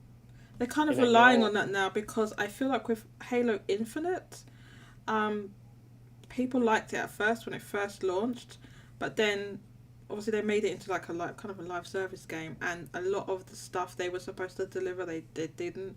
Even things like the split screen co-op, which had been a staple of Halo games up until that point, they didn't have local split screen co-op. So there was just a number of there was that and a number of promises they'd broken. I wasn't able to keep up this live service thing, and a lot of the support has dropped off. And moreover, we know from the recent, where Microsoft let thousands of people go, that a lot of people from the studio that develops Halo were let go. Some people say it was like 200 people that they let go. There's quite a lot of them. So yeah, Halo has been Microsoft's flagship IP and like uh, their identity up until this point. But I think because of what went down with Halo Infinite, that maybe like what you're saying, they've kind of lost their way. Because all that goodwill for Halo Infinite that was there initially, don't forget if you look at Metacritic, it's like 86, 87. Like how that game got that high, I don't know. I think personally, I think what happened with a lot of the reviews, people were like, oh, well, you know, it hasn't got this and this and this now, but it's going to be added, and da da da. They were doing it on, like, I feel like some of the reviews were like, oh, they're going to add this stuff. That ended up not getting, there was just a number of things that just never, they didn't deliver on. So I honestly think that's why. So I think if it was reviewed now, it wouldn't review at 87, but, you know, that's just my personal opinion. But I feel like that goodwill from Halo Infinite has dissipated, and because there's been nothing big, like a big AAA, and I've had smaller things like Pentiment and things like that, because there's been nothing big between now and then, I think that goodwill's gone. And like what you're saying about identity, I think a platform holder can have like a variety of different games and still do well. I feel like, for example, Nintendo does have a variety. Yes, they have Mario, and some other platforms like Yoshi and Kirby, which you may think of when you think of Nintendo, but they also have Xenoblade and Fire Emblem, you know, and Zelda. You know, Zelda's an action adventure game. It's not a platformer. You know, I feel like those are different genres. Yeah, I think I think there are different ways that Xbox can take. Like if they want to go the Game Pass route, then at that point they need to rely less on third party, or I don't want to say don't do third party deals. Like, yeah, they're gonna continue doing third party deals, but they need like their own stuff to make it like the must have that everybody wants it to be. Right. Like look at Netflix. Like when Netflix started, at the beginning they had like other studios, TV shows and movies. Like that was the place where you could go and watch those. But then they started coming out with their own stuff. Yeah, and it became known for that. That's like, kind of must watch. Like, yeah, you look at Netflix for like, oh, Stranger Things. What else? Well, that's probably one of them. They've got other stuff, but but they have that, and basically for Game Pass, it should have been like, oh, you can have a great third party lineup and Halo, and everybody's like, oh, Halo, I kind of want it for Halo, and then they sign up for Halo, and then they stick around for everything else. That's yeah. But I mean, that's how that kind of subscription type of thing works. But because of Xbox stuff getting delayed, and then the stuff that was released, people didn't feel that it kind of, in the end, met their expectations. They haven't managed to keep that momentum that you need for a subscription type service. I just want to read a few comments in the chat. Yeah, it goes back to momentum. Man. So, which Jago said where he's talking about me, he's talking about the going back to cartridges and discs. I wish they would go back to cartridges and discs, but it seems like it's going the opposite direction from that, unfortunately. Sony confirmed it for fall, but they didn't give it a date. That's with regards to Spider-Man 2. Hogwarts has the exclusive quest, says Mousy. COD gets extra modes and maps. Yeah, they pay for that. Replaced was the game. Thank you, Mousy. My apologies. I can't. If I pronounce your name incorrectly, Johannes. Sorry, Castanedas. Apologies if I've butchered your name. Thank you for coming and welcome. They said, I believe they confirmed the full 2023 launch window, but no specific month. Yeah, that's what I thought. Marcy said, MS paid for a ton of money for Tomb Raider exclusivity, and I don't think it helped with sales, so that's why they stopped. Yeah, seems so. Yeah. Yeah, I think for the Xbox One, going back to momentum, that like the beginning thing really killed them. Like the whole used games, and then Sony coming in cheaper than them. Well, that was I mean, that had to be a big factor. That the fact that the PS4 is $100 cheaper. Yeah, it made the momentum for the PS4 rise, and it made the Xbox One momentum lower. Like the Xbox One still sold well, but it didn't catch up to the PS4. Yeah, if you look at the fact that the reason it was so much more expensive was because of the what's it called again? The Kinect. The Kinect was bundled with the original Xbox One, and then the idea was that if it was bundled in there, then developers would develop for it. Or if it's like an accessory, then maybe people would develop for it. I think that's what they was going for, but it didn't work out. Johannes says, I believe there was another game with Pixel Aesthetic too. It was the last night. That looked really cool. The name rings a bell, but I can't think what that is off the top of my head. I'll have to look that up. Mousy says, I agree with Kike. Johannes also says they need heavy hitters. Yeah. They have handled Halo poorly in the last few years. I agree. I feel like with Halo, obviously the original developer was Bungie, and they left obviously a long time ago. There was independent, it was with Activision, and then Sony bought them, bizarrely enough, as that is. But yeah, they it was then, the handed off to basically Microsoft formed a new studio, specifically for Halo, and I think ever since then that they just haven't been able to meet the standard of the original games. Now, I speak as someone who's not a Halo fan, who hasn't played. I mean, I've never played it. I have played it. I played a little bit of the multiplayer, the original one, but that's it.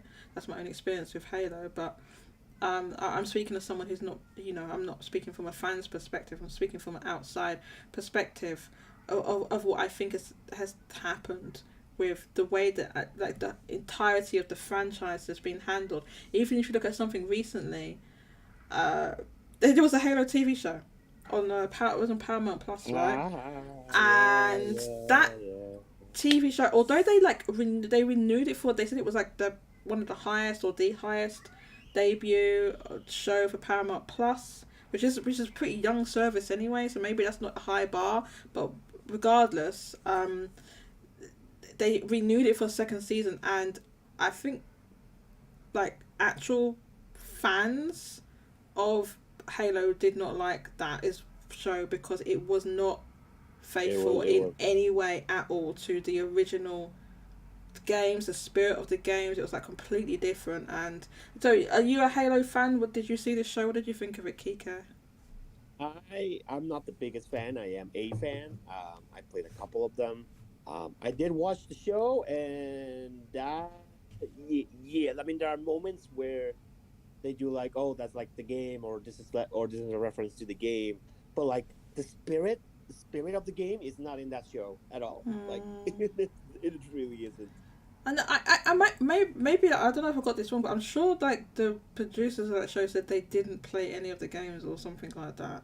It was the director or one of the writers, but they're it was we didn't play the games, we just got the basic premise and went from there. And I'm like, oh.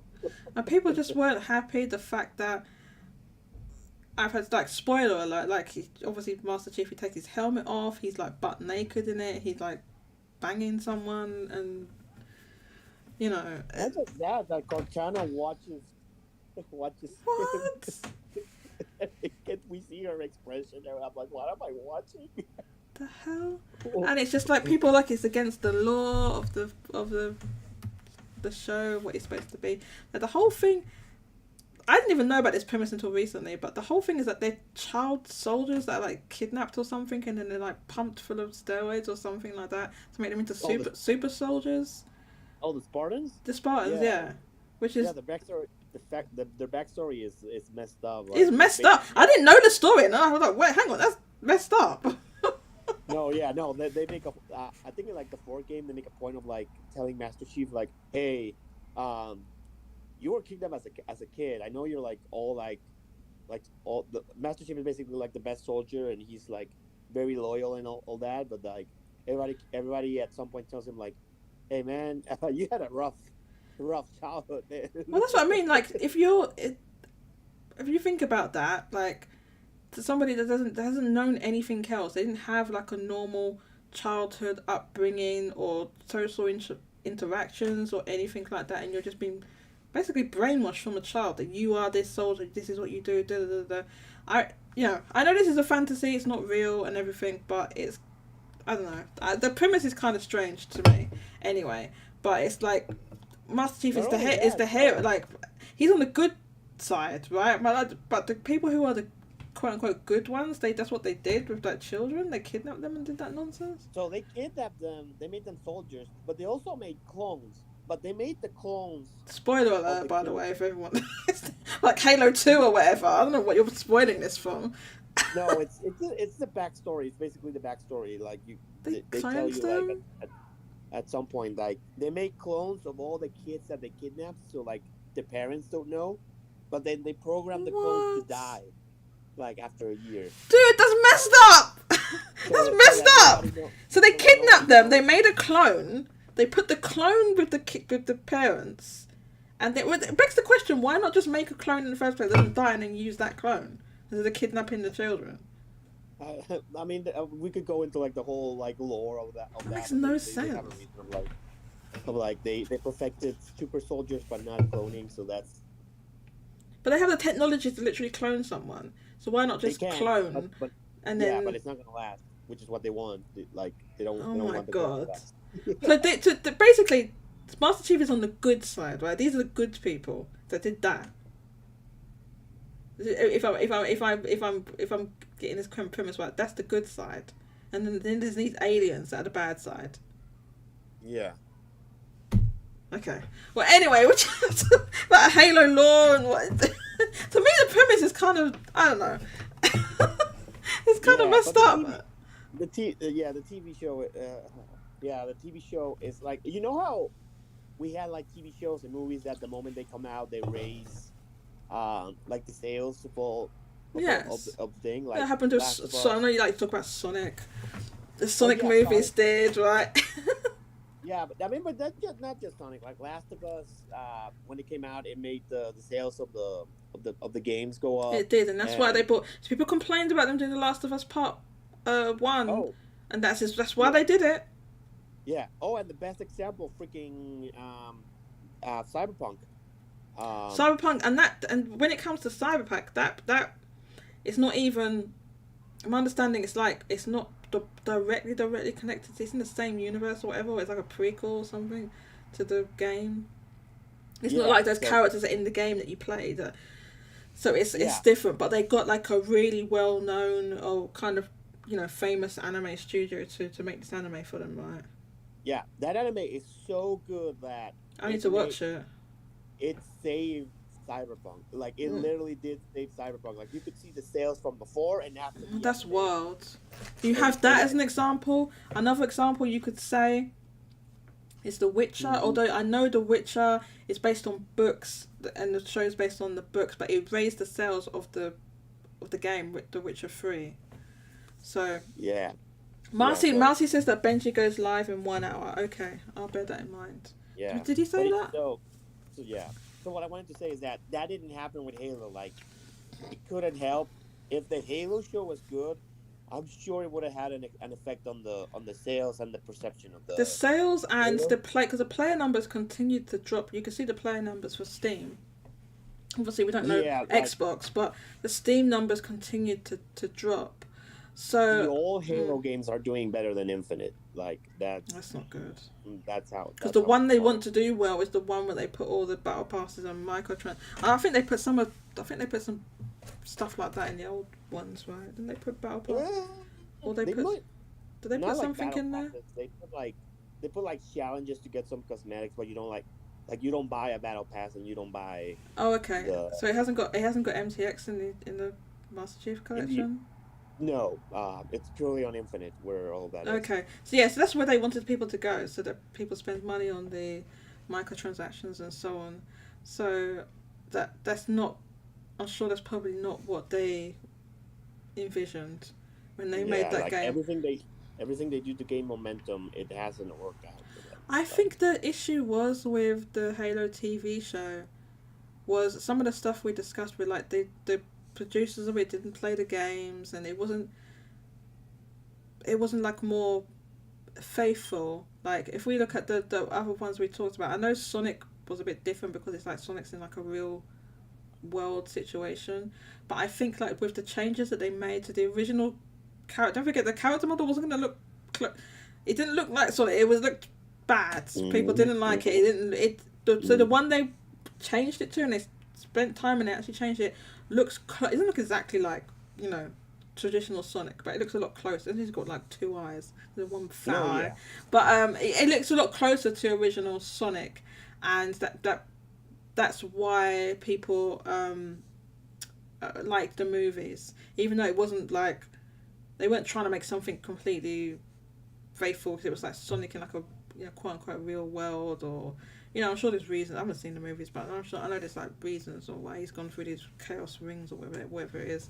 But yeah, so you had Sonic, then you had you said the Last of Us TV show was extremely. They changed some stuff, but it's extremely faithful to the point that they had. Was it Neil Druckmann, the because he's the director or the producer of the games? He was involved. I think he directed one of the episodes. They had to change some stuff so that it fit into a TV show, and fans did have some criticism and stuff, but by and large it was pretty faithful, and it did extremely well for HBO. Broke records that I think were more significant because HBO has been around for decades, whereas Paramount Plus is not, but that's just my opinion.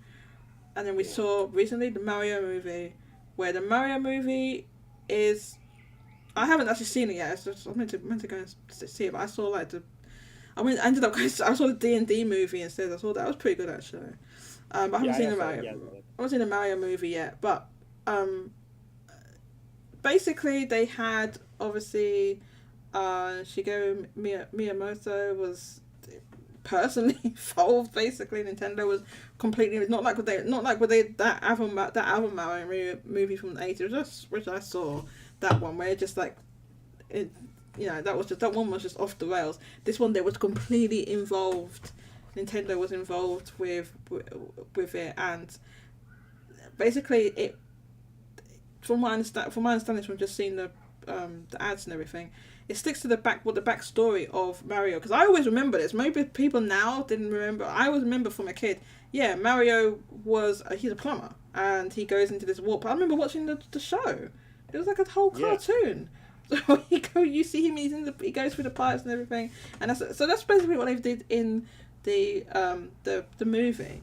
And also they made the movie so that you could just not know a lot about Mario, and you could go and see it and enjoy the story, like kids can enjoy it. And also they made there's a lot of references in there for fans. Roche says that Nintendo was involved with a gun in hand aiming at Illumination. I don't know if it was that bad. Come on, Roche. The only thing is, I'm going to say this now. People disagree with me. What? Disagree. I don't care. You disagree with me. Now, you think, well, the next franchise they're probably going to go to is Zelda. I'm going to tell you now, I do not want a live-action Zelda. I don't want do not make live-action Zelda, Nintendo. I don't want live-action. If you have to do it, make it animated. For the love of God, please. I don't want live-action with Tom Holland as Link, because he doesn't look anything like Link. Yeah. Who would you even get to play Link? Because Link is small and feminine. Like, that's just his whole look. That's what you need, someone really small and feminine to play Link, if you had a live action one. So I think that they should do. I would like to see like them to make an anime, or make an anime series or something of it. It will not be live action. Says, how do you know, Jago? You don't know what they're gonna do. It will not be like, you don't know.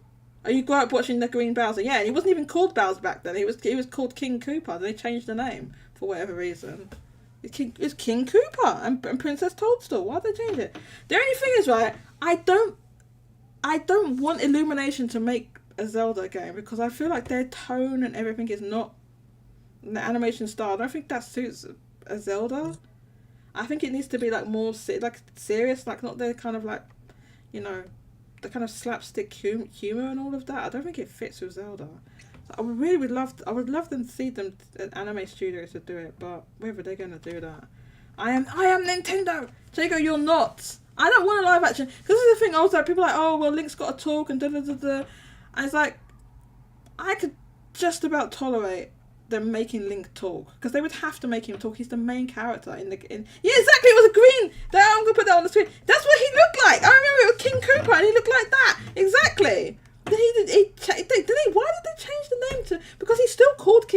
Zelda in Japan, but in the West they changed it to Bowser. Like, why? And it was I remember Peach was called Princess Toadstool. I remember that. Then they changed the names. A Zelda movie would not be, the rest says, thank Community Centre. Roche says, oh god, what do I, I've lost it again. Roche says, the thing I don't want is a Zelda movie that works better. Yeah, I think they could make a series. So, for example, like, there's like really long running Zelda mangas. They could like base it on that. What's are they still running like a Twilight Princess or a Majora's Mask manga? Well, the rumor was that for the longest time Netflix was trying to get the rights to Zelda. Like they wanted. I heard that there was this rumor that it leaked and then Nintendo cancelled it because it leaked. That I'm like, that doesn't seem likely to me. Why would they just cancel a whole thing that had been in development already just because it leaked? I think there was more to it than that. I think the real reason is that Netflix really wanted live action, and I think Nintendo got scared. Is still scared of live action still. Like, I don't think live action. There's reasons, because obviously they cut the Super Mario movie from the 80s, right? And there's the other thing is that once you bring, I think somebody pointed this out. It might have been in OJ's chat or something like that. That once you have actors there, like, it's different with voice actors, because for one thing, in different countries they're dubbing it over with all different voice actors, so you don't have one actor associated with it worldwide, because it's all dubbed over and different. I'm talking about the Illumination movie. It's dubbed over in different countries with different actors, right? So you don't have that association. It still looks like the character. Then once you make a live action, you have that person, that actor, embedded, completely associated with the character. People say, look, what's this? Somebody made a Legend of Zelda movie. But yeah, if you make some, please, for the love of God, make it animated, please. I don't want a live action Zelda. I told you, because Link just won't look right. He is small and he is feminine, and and if you read the interviews and you look at the thing, they've made him look like that deliberately, right? And so, what actor are you going to be able to get to play him? Not Tom Holland. I'm sorry, get out of here with that. Not Tom Holland. For the love of God, not Tom Holland. No. I don't want Tom Holland to think.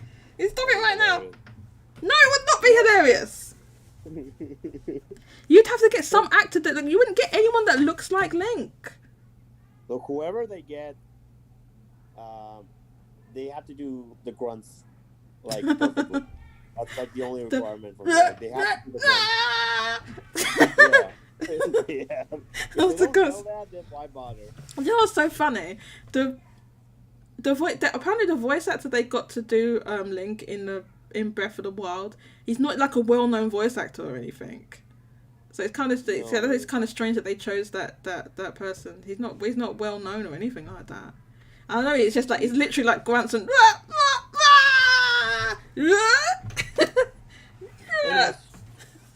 yeah, and Nintendo always gets, if it's a different Link, they always get a different voice actor. They do, yeah. But if it's like, whenever Smash Brothers gets a specific version of Link, they go out of their way to get that voice actor. So yeah, they used the because I believe it was a woman voiced Link in Ocarina of Time. Yeah, they got the Ocarina for. Yeah, they used that, the 64. They used the same voice actors. So yeah, live action is bad because you're limited by the bounds of real life and what you can do. So see, I wouldn't mind CGI. Oh, you say, but Studio Orange, yes, Studio Orange. I see you have the old, what was that? What's it called? Trigun Stampedes. They made that recently. They made Beastars, yeah. So yeah, that's what I'm saying. Like some. For the love of God, please. I was saying not Illumination though. Illumination, yes, it suits Mario. Does that suit? I mean, even if you take the more like, Zelda's not realistic, obviously, but if you take the more like, like the Toon Link or something like that, it's still that. I don't think the tone suits Illumination. Like, come on, get some other studio, please, Nintendo. Get that shit. Look, if they said, "Oh yeah, Studio Orange is," I'd be, "Oh yes, let's go." But if it's an Illumination, I'd be, "Oh no, come on, no." So I know they're gonna do Zelda because everyone's like, "Oh, do Zelda, do Zelda," and there's a thing. Yeah, Link has to talk. There's no way you could make it where he doesn't talk that much. I guess you could like, he's not great talking loads, but you would not be able to make a movie where he doesn't talk. Because the manga has him talk. The manga has him talk. And in the games, like even though he's silent, he talks. He talks in the games, but you just don't hate. It's just not voice acted. Yeah. Because he explains. You go and talk to an NPC. He's explaining everything. He is talking, but we just hear him. Unlike with like Mario, like in the games, he says full sentences, and that's what people mean by talk. Like he's saying full sentences and stuff. So it's fun. I don't have a problem with him talking because you wouldn't be. It's impossible to have it about him talking. He said he talks in the manga. It's impossible to not have a movie that does reasonably well. It doesn't talk. You could have him not talking loads and loads and loads and loads and loads. I guess. I will watch that thing out. I'll watch who made this. Legend of Zelda movie pitch. Is it an animated thing? Maybe we can watch it on stream. So the studio's no longer around, but there was a studio that did the Astro Boy movie like a while back. Nice. Everything's open up in this bloody Edge. What is Opera browser? Hang on a sec. Oh, this is so annoying. I'm gonna uninstall this. I don't know if you remember the Astro Boy movie, but basically they vaguely made a pitch to Nintendo saying if they wanted to do a Zelda movie that they could do it. And Nintendo was like, no. I don't know if it was like that, but yeah, they didn't. They did. They did exactly like that. A Destiny's Child. No. And say yeah. Well, no, they didn't say the yeah part. Let's see what this is. So this is only a minute long. Yeah, because it's a pitch. It's not like it's just to show. Like, this is a pitch. This was made. It says 2007. Bear in mind, this was made in 2007. Yeah, it's old. Like, who is this studio? Is this studio not around? PS3 Gaming? I guess that's not the studio. No, that's not the studio. That's just the channel that uploaded. But no, the studio's no longer around. Sorry. Maybe people can't see this. It's a bit dark. Yeah, they did a couple of movies that didn't do well. It looks fine, except Ganondorf looks weird at the end whenever you get to that part. I mean, it looks very. I mean, it's obviously it was made in 2007, right? I mean. Yeah. It's got that kind of 2007 kind of art style. Yeah. Like, personally, I wouldn't want this art style. They look very... Okay, yeah, no. It looks... Oh, wait, the only way I can describe it is like that slightly Disney-fied look. When do you see Ganondorf? Look at him. Look at him. I mean, I would prefer if you see... Like, I don't mean to replay that again. If you see how they made Link in like the... you know, the Smash Brothers reveals they did recently. I mean, I know it's Breath of the Wild Link, but what they did there, if they just do that. This is how hard is it? Do that. Do the Smash. Look, Smash. Oh my god, I'm going down the rabbit trail now. Smash Ultimate reveals. You know what was the one where they revealed oh god, the one not Fame. The one revealed, the one where they revealed Hero. Maybe that's the one I'm thinking of. Hero. Not that. Oh my god, there's all people's reactions on here. I don't want that. I want to see the thing. The reactions. I don't want to see it. Heroic encounter. Or maybe it is this one. Is it this one? Which one is it? Is it the Dragon Quest one? No, the one where they revealed that's the Dragon Quest one. Dragon Quest Hero. Palutena one.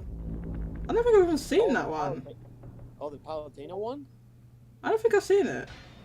No, I'm referring to this one where Link's like Dark Link. Look at this animation. Where he's fighting with like Crom or whoever that is. Yeah. I think, like I will say, like for Mario movie, Sorry, it's so screen. they didn't do the usual illumination art style. Like you could tell, like that It was slightly different. I mean, it wasn't quite. Mario doesn't look the same as he looks in the game. It was in the movie. It's slightly different. Yeah, but he doesn't look like an illumination character. He still looks like Mario. All they have to do is literally make what they've made here. Just make this. Just make this. Now I can't remember who's the studio that made these animations. Oh, they just get like Sakurai said at some point said who did who, like. Right, but it's some certain studio that's doing these 3D animations, right? Okay, we don't need to watch the rest of it because the rest of it's like from the game. There's a couple. Like Sakurai said that they were like it's not just one studio. Like they give it out to multiple. Oh God, what's happening here? I don't know if the articles. It's different. It's different studios too. Okay, J2 Blue says they're called Digital Frontier that does these animations. I don't know who that is. Digital Frontier. Sakurai basically said the studios who did what trailers. Like he broke it down. Digital. Let me see. I don't know who Digital Frontier Digital is. Frontier is that? No, that's not the people who did Street Fighter 5. Digital Frontier. Digital Frontier. Okay, let me see what J2's saying while you're looking up. Or Jago. That's what I saw at the time. We need the cutscene studios to do some 3D animation for these anime for these IPs. Yes, but this studio Digital Frontier, do they make like full length animations or do they just do like commercials and stuff? So I'm on their website and they said that they helped out with one CG anime movie. They helped out with Smash Brothers and they helped out with another anime movie. So they did Gan Zero and Bell for movies. Okay, so they've done and movies. Then for games, just Smash Brothers. Let's see if there's anything more. Jago reckons they do the Xenoblade cutscenes as well. They do help on a bunch of other games apparently. Like apparently they helped out with Resident Evil 3. They helped out with Paper Mario. They helped out with Final Fantasy 7 Remake. Okay, so they're a studio that's for hire that does different animations and cutscenes here and there, but they're not like an animation studio where that's just what they do. They just, like Studio Orange or whatever. They're not doing that. Yeah, they do help out with movies, but it doesn't seem like they did like their own. Just Nintendo, I swear to God, Nintendo, do not make a live action Zelda. No, you just don't do it. You can go to it's the ideal thing. And you just named a bunch of you just named some studios and stuff like that. There's a whole bunch of anime studios you could give this to. I think it would work best as an anime. I honestly think it would work best as an anime. That's my opinion. I mean, they bought their own anime studio. People forget that's not an anime. TK, that's not an anime. It's not an anime studio. That's not what it is. It's not an anime studio that they bought. It's not. It's a studio that does some animation and stuff. They're not an anime studio that's doing full length productions and stuff like that. That's not what it is. They do like they did. I've been on their website before. That's not what they did. They. All I'm saying is that Nintendo Pictures is not they don't do full length animations, man. It's not set up for that. That's not what they did. Oh my God. It's called. You say, it's called Nintendo Pictures. That means they're making pictures. No, that's not what it is. I mean, that's probably what. I mean, maybe they could build it up to that, and they hire a whole load of actual anime. But in order to have like Nintendo having an internal anime studio would be cool, but I don't think that's what Nintendo Pictures is.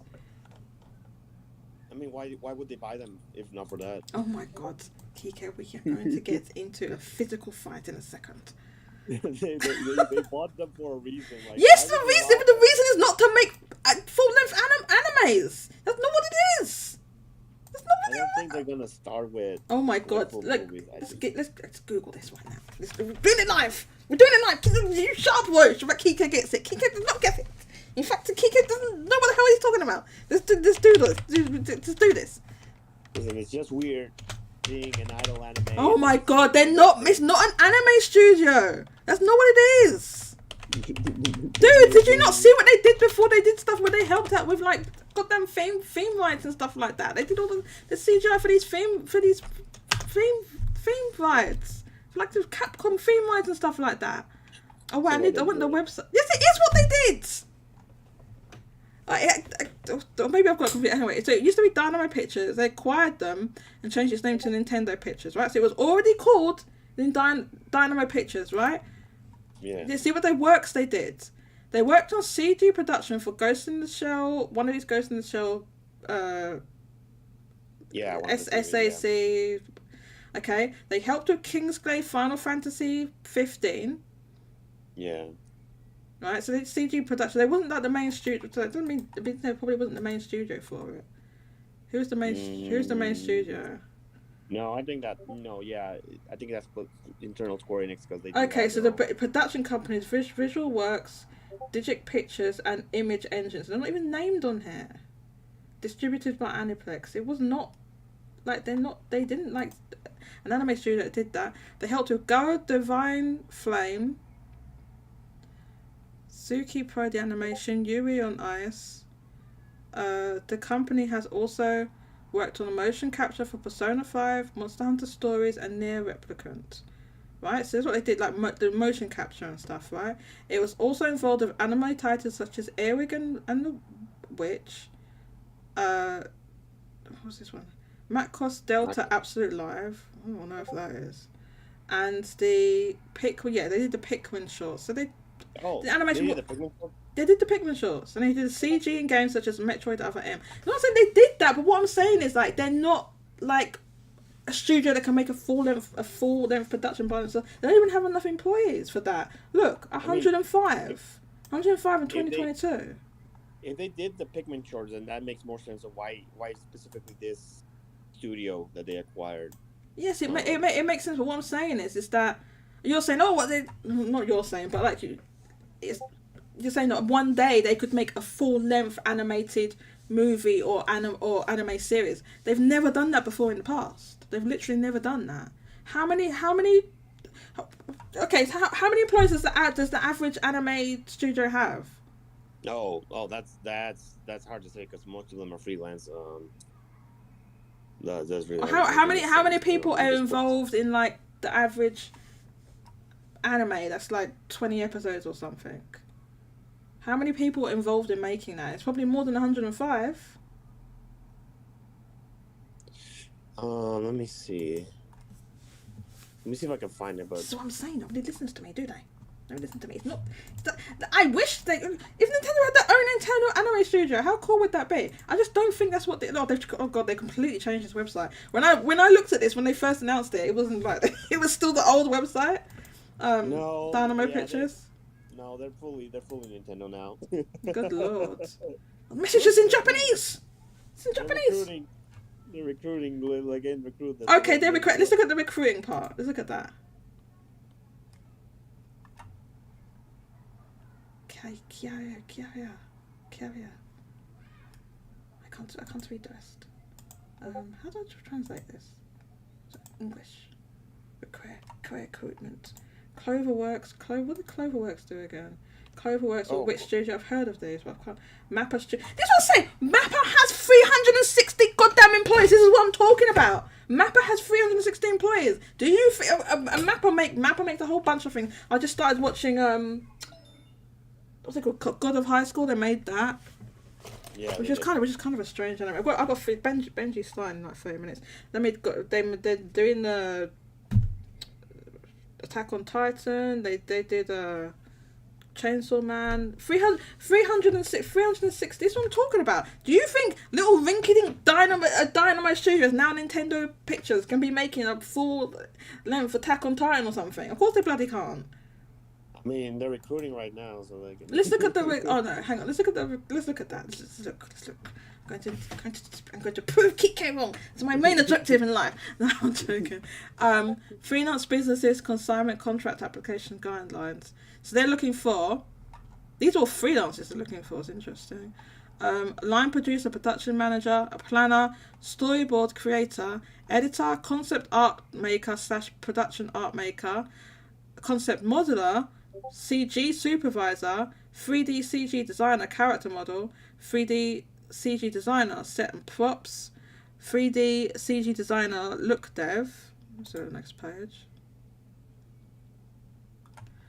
A rigger, character FX creator, 3D CG designer, layout and previews, 3D CG designer animation, 3D CG designer lighting composite, 3D CG designer effect, a technical director and production engineer. Those are a lot of positions. There's a lot of different positions there. Mappa is also doing like 50. This is what I'm saying. 15 top tier anime. Cloverworks made Madras Up Darling. Okay. Rascal does not dream of Bunny Girl Senpai. Adego, what are you talking about? Those are the anime titles. Don't worry about it. Is that an anime title? Rascal does not dream of Bunny Girl Senpai. What the? Yes, that is the official title. Oh, they did Promised Neverland. The one they was. I started. Jago, specifically because of what you told me about how they messed up season 2 of The Promised Neverland, I started reading the manga. Was it you that told me it? Or was it Jago? Someone told me. One of you told me that they messed up season 2. Oh, they messed it up so bad. Like the hardest mess up you can do, man. Like, what? I don't know. This is why I started reading, because I really liked. I watched season 1, and then now you're telling me, oh, season 2 is bad. They cut out a load of the story and everything. So no, yeah, you should pick up a book and read the rest. Don't. Okay, they did Spy Family. So this is what I'm talking about. You're saying how many? There's like Wit Studio and this Cloverworks and all that have 360 employees. Now maybe they could get this up to be that size.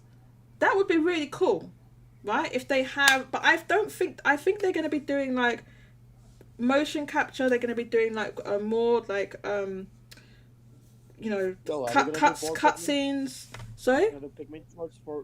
They might do more Pikmin shorts. They might do cut scenes for various games, animated cutscenes. I know they have other people that do that right now, but they could do things like that. Because I know I don't want to bring it back to Sega, but Sega does have. Oh, here we go. I know I know they have an anime studio. Not a lot of people know. I'm one of the people that does know they have an anime studio. They make the Conan or whatever it is. No, they have their anime studio, but they also have like a studio that makes CGI cutscenes for the games. Like not just Sonic, but they have a studio for. Okay, Jago says Nintendo didn't say they'll be working on video games. They said the video content to reach a wider audience of Nintendo's IP. So there could be more things like the Pikmin shorts. I don't know that it means full length anime or TV show or movie length. They're gonna bring back the Kirby anime. That's what they're gonna go. Who made the Kirby anime? They're gonna bring back the Kirby anime. I don't know who did it. I know Sakurai was involved in it, but they have like stuff like they made. There was an Animal Crossing anime or movie that was never released outside the West. It was never localized. You can see. I mean, it's like there's fan translations or whatever, but it was never released outside Japan. So. Nintendo, the thing is with Nintendo, they underutilize their IP, right? So you can see that with the Mario movie, yeah, it's cost $1 billion and all this, right? And you think about what's the potential of their other stuff. Think about what they could do with Splatoon. I am surprised till now. I know there's a Splatoon manga. I know there's a manga, but I haven't read that. I'm surprised till now they haven't done like more spin-offs. Splatoon, how big Splatoon is, like the potential that has of all the lore and stuff they have in it. Because they put the whole bunch. If you've ever played the single player in the Splatoon, the DLC or whatever, there's a crap ton of lore in there. So you put in there, you find out all the stuff. You're like, hey, yo, what? Post-apocalypse, yeah. All the stuff they put in there. The Splatoon manga is Cheeks. What does that mean? It's a comedy manga. It's not. It doesn't. Well, it sort of follows the story, but it's more comedy. Like it's like a goofy comedy manga. Oh, okay. It's not like a like other ones. Well, we're wait. Nintendo said for a long time we want to make an anime. Like even before When did they ever got say Namco, that? even before the movie, they said we want to do an anime. When? To when they did their whole when they explained that they wanted to expand their IP like beyond the games, they said they wanted to do an anime like for one of their IP. And we haven't seen Okay, anything so about they that. decided to go to they went to Illumination. They made Mario movie, but I just hope that Nintendo sticks with like animated stuff for like most of their IP. I feel like I think animation. they'll need somebody has to make a really good pitch if they want to do live action. People saying, oh, make a live action Metroid. The thing is, Metroid isn't that big of an IP that you can be going out making like live action, like Metroids. How much would that cost? A lot. I mean, Nintendo's weird. They can approve it and be like, yeah, this is gonna be the thing.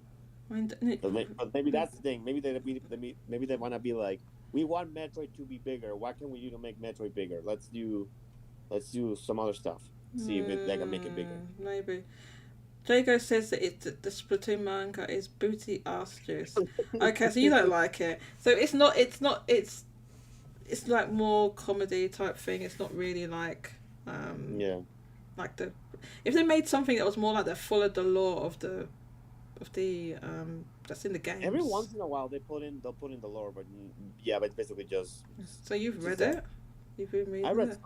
I read some of it. Yeah. So anyway, we went completely off the track talking about this thing. None of this Microsoft.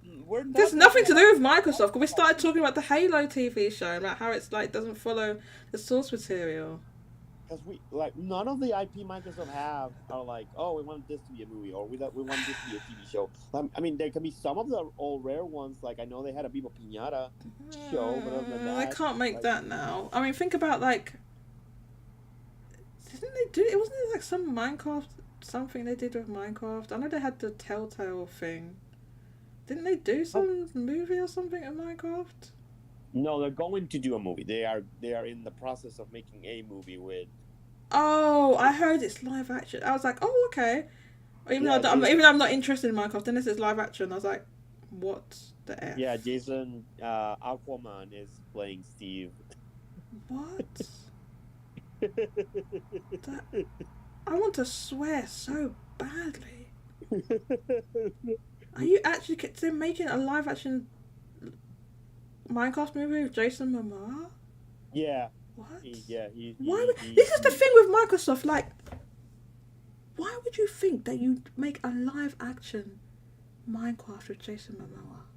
How does that make sense?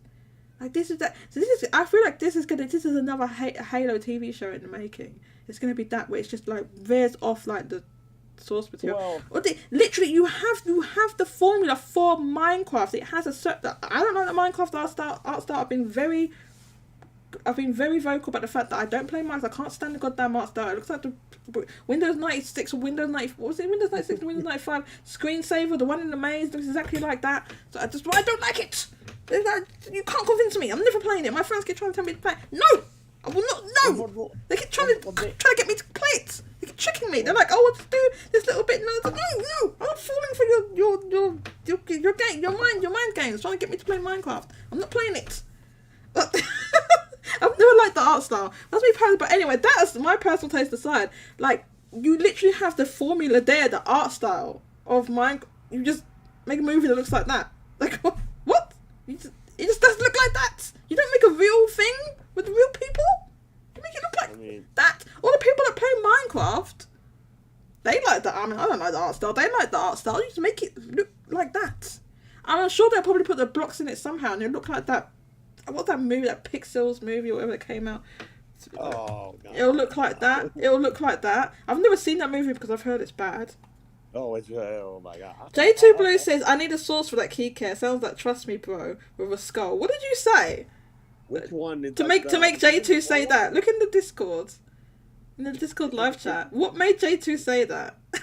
Is it the Jason Momoa one? Like that's been announced. Or which part? When does Benji go live? Yeah, I'm going to have to finish the show before then. I got a notification 10 minutes ago. I got 20 minutes. What did you say to make J2 say that? It was about Nintendo wanted to. It was about Nintendo wanted to make an anime. I said yes. I need a source too. Yeah, it still sounds like trust me, bro. Exactly. Where's the source, Kike? Where did Nintendo say they want? They've never said they wanted to make an anime. Where is that? Show it to me. Give me. Let me find it. Okay, Kike reckons he's finding it. So let's do it. Jacob says, ha ha ha ha. The Minecraft movie been MIA for like 70,000 years. Yeah, I was about Nintendo wants to make an anime. Yeah, we got that part. So they announced this a long time ago. Then I was like, what? Like, what? I don't know, man. Don't make a live action. Minecraft. Like, what they're thinking, man? Don't do that. Not live action, please. No. Let's look. I've missed some of these chats here. Roche says the thing is I don't want is a Zelda movie that works better as a series. Probably. But Dank Me says a movie Zelda would not been best. Dank says Link's long lost cousin. What that thing, that little short we made, that we watched. Zelda animated movie gets confirmed to Tom Holland. Oh my god! I mean, he could be the voice. He could be the voice, but not like him. He doesn't even look like Link. Okay, so this is Link is feminine. As I've said this. They deliberately make him go and look at the interviews and everything. They said they wanted him to be androgynous. Anyway, yeah. So is this okay? Okay. So you're quoting Alex and Neil, who's that guy that's like really into Resident Evil. Minecraft movie was announced in 2013. Was that 2013, 2014? Really? Announced? Yeah, they've been trying to make that movie for a long time. Oh my god, everything keeps opening up in this bloody Opera browser.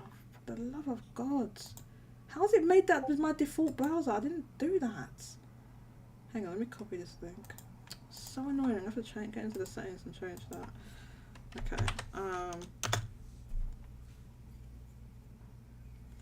Okay. Miyamoto. This is from 2017, man. This is 2017. We want to make an anime for Pikmin, Star Fox, Yoshi, etc. and distribute it, feed it, or integrate it into games. Now, I don't know how this has been translated. I think Alex and Neil lives in Japan. He can speak Japanese, can't he? They keep referencing this tweet, but it is from the investor Q&A. Right, but where is the link to that? I'm just seeing links back to his own tweet. Right, this is not like the evidence you think it is, Kike. This really isn't. This is from. I don't know. I need to see the actual investor meeting notes. Like, what is the you just put there? It's not that. That ain't it, Kike. That ain't it. That's not. No. Yeah, he's trying to. W for Kike. How's that W? That's an L. It happened, man. It happened. Star Fox makes sense because they did make a short for Zero a while ago. Jago says, I remember this, so I didn't need to question it. Okay, I'm not saying it's not true, but I'm just saying, like, a tweet from someone's tweet is not the evidence. I need the actual investor notes. Okay, well, I tell you what, Jago, why don't you go and search through years and years and years of investor Q&As to go and find it then, because I'm not doing that. Sifting through I'm not going to sit in here live when we've got 20 minutes left sifting through bloody Nintendo old investor meetings. No. There you go. I found it, but you have to download it. Just put it on the live chat. Is it a PDF? Yeah. I found it. Question number 7. Okay, I will open it. For the love of God, do not open up in Opera. Oh my God. How do I stop it doing this? Stop opening up in Opera, you stupid thing. Hang on. Oh my God, this is so annoying. How can I copy the message link?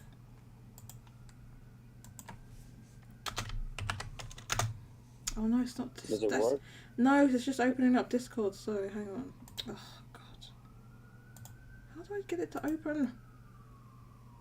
First of all, I need to. How do I stop like my default thing being Opera? I need to uninstall it. It's just so annoying.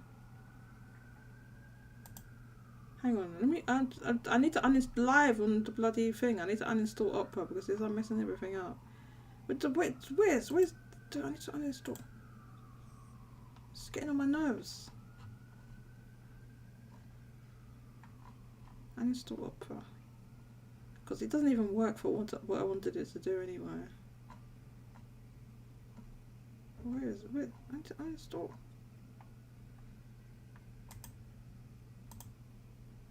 Don't make me restart my PC, so I'm not doing it. Delete my Opera, please. Yes, uninstall. Please, uninstall. I'm not convinced to use it. Yes. Okay, I'm getting rid of it right now. Stupid thing. For a moment you could copy that. Jago, I tried that, mate, and it was like not cooperating with me. Like copy it and then paste it on Chrome? Yeah, I tried that and it opened up the Discord link. It's alright, I fixed it now anyway. I fixed it, Jago, I've done it. Question 7.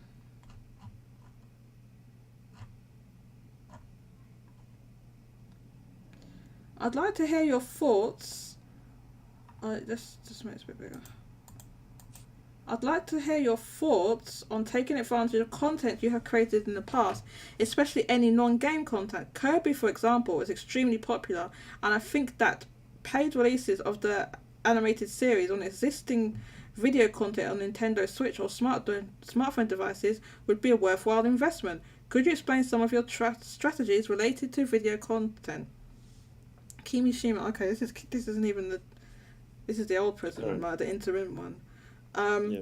We are looking into strengthening our relationship with media production that makes use of Nintendo IP, which could include investing in video production. The number of consumers we reach with Nintendo IP through video content keeps growing, and I'd like to bring even more consumers to our integrated hardware-software business this way.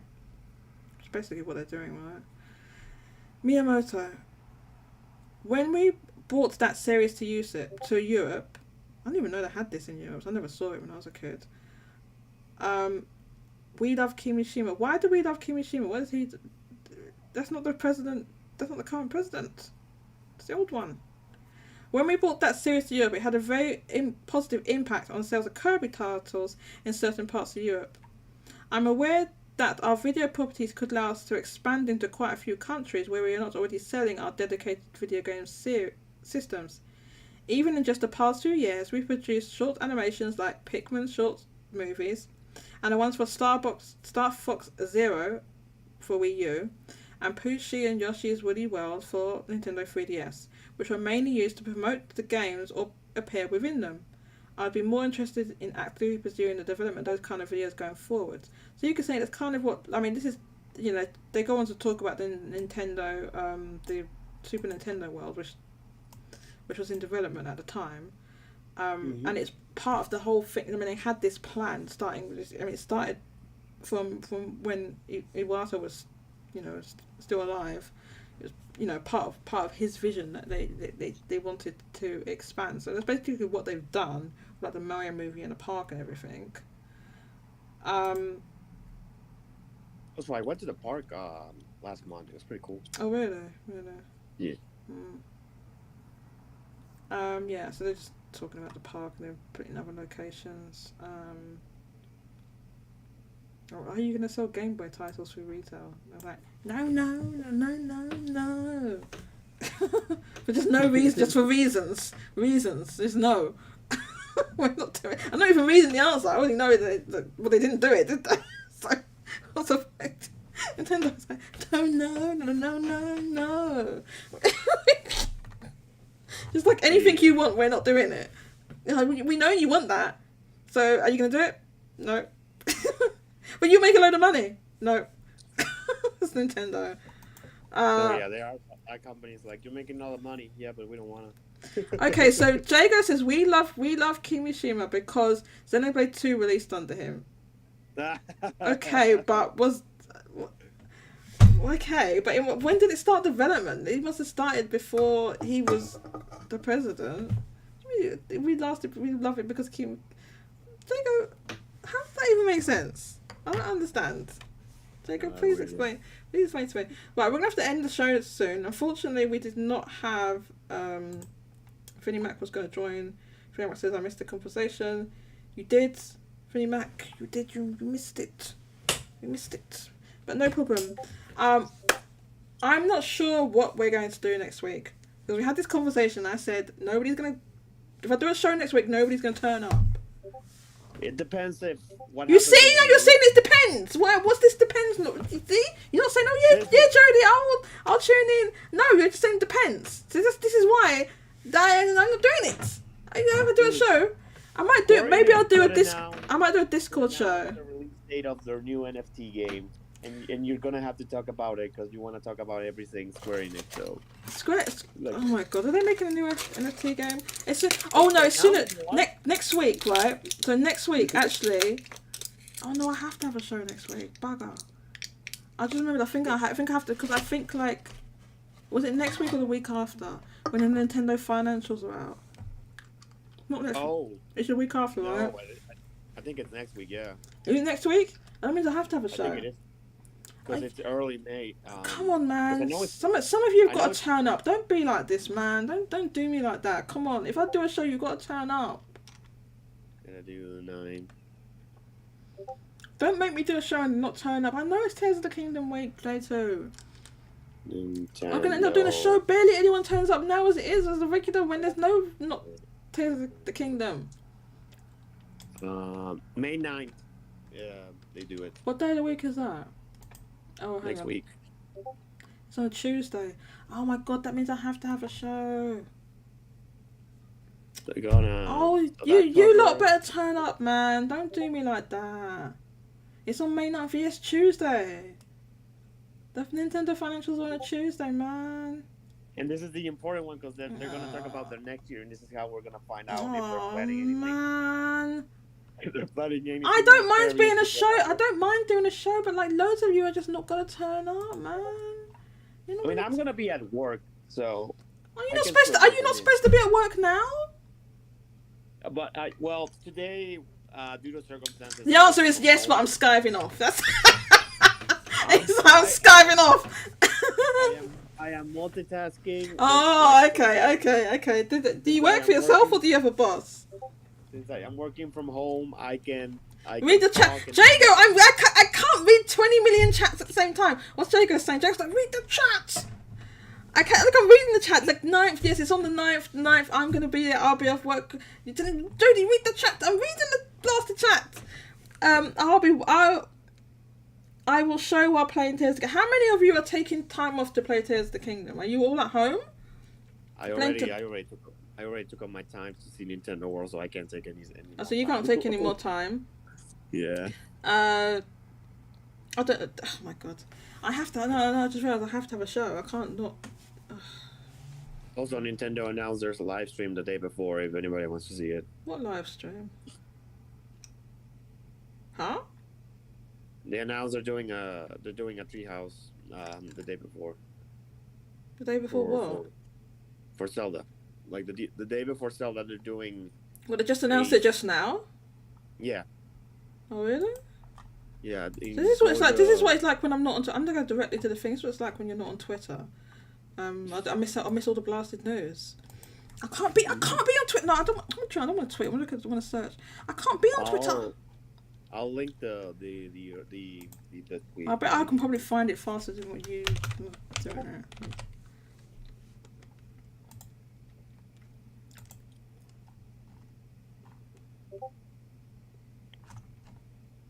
Where?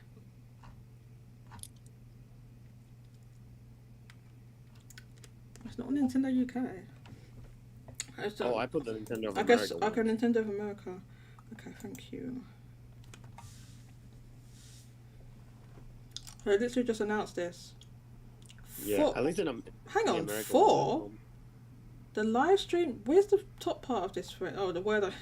Yeah, I had to mute it.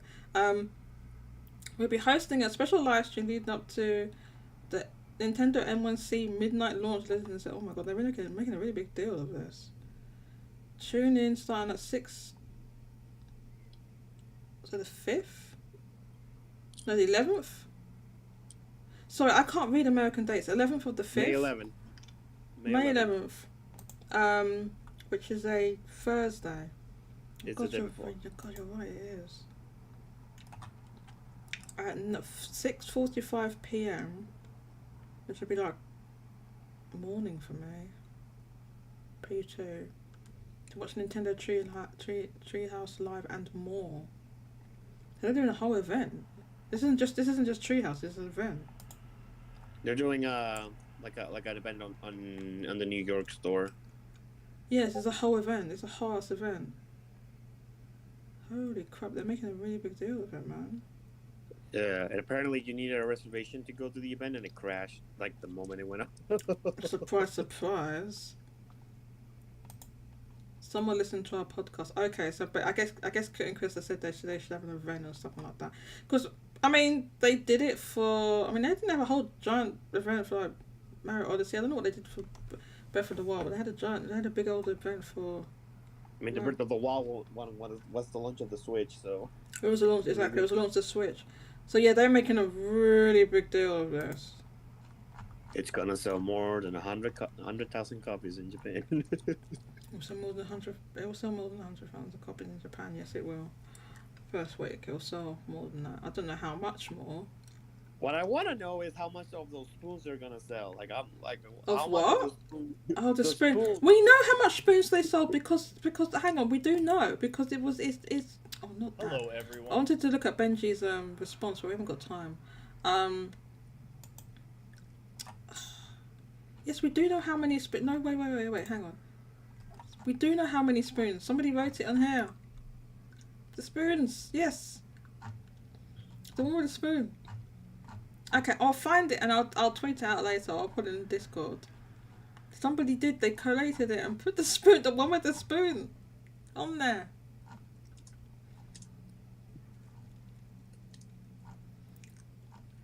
So we do know how much it sold. I can't see it because I have to faff around with like different browsers and Android or whatever to see it. Mhm. But yeah, the amount that the spoon. I'll do it on my tablet or whatever, and I'll put a screenshot in the Discord. So watch out for that later.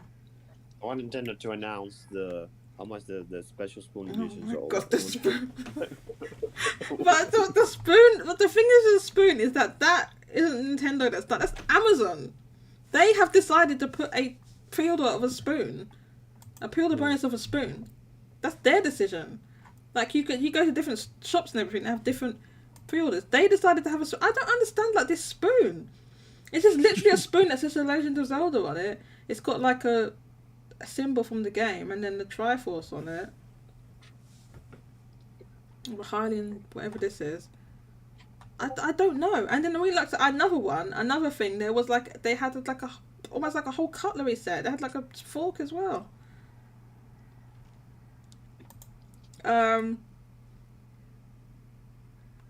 Nintendo keep trying to quit trying to give me that Ganondorf amiibo. I know Ganondorf amiibo. Why didn't they make that? I mean, they can make it later. We're getting Xenoblade 3 amiibo. Like how many? And that's true, but look when Tears of the Kingdom launched. Oh, sorry, not Tears of the Kingdom. Breath of the Wild, and how many amiibo that had. That's a whole set of them.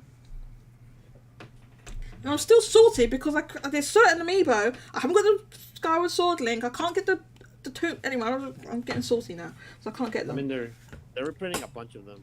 Yes, but but in the UK, I've not. But they've reprinted some of them, but I haven't managed to get hold of them. So I'm salty. Oh, there are a bunch of them. It had eight amiibo. I know it had tons of them.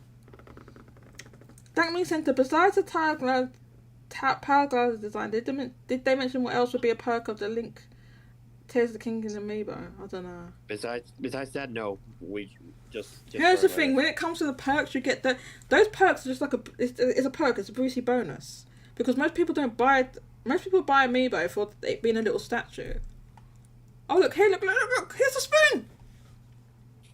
Here's the spoon. And they get mad if they put features on the amiibo, like when they put the Metroid mode on the amiibo. Oh yeah, they used to do that. They don't do it They get anymore. mad. So now it was like, oh, look at this. People weren't mad back then. Not like if they did that now, people would be crazy mad. But people back then, because it was just Metroid and the 3DS, nobody gave a F. Spoon of the Kingdom. I know. I don't know why there's it comes in a little presentation box and everything. Like what? A little spoon. You can get a little spoon. And then there's another SKU and it has some other cutlery with it. I'm telling you, I saw it. I don't know where it is now, but again, I don't know. What I don't know why they came up with a spoon.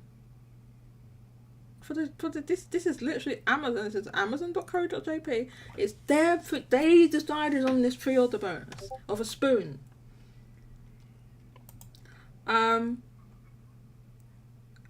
Community says, gotcha. I mean, they were mad about the lottery and glorified cheat. Oh my god, that wasn't a cheat. That wasn't even a cheat. Oh god. The people were mad saying it was like, oh, you locked fast travel behind an amiibo. When the fast travel is easily accessible in the game without that amiibo. Will Tears of the Kingdom hit 1 million physically? It would hit 10 million physically. I can guarantee you that. I think Tears of the Kingdom is going to launch worldwide. It's going to be above 10 million. I'm thinking it's going to be like 15 million. I think we will get a tweet the Sunday of that weekend saying it would sell. How much? When did they put the Pokemon tweet that they announced that it was like the fastest first party ever? Like how long did that take? I can't remember. We're gonna have to end this stream. Actually, because I think Benji went live. Yeah, I can't remember, but I know we got the announcement like it sold. Then when it sold 20 million, wasn't that in the investors thing? Or was that before that? No, they put out a tweet like saying,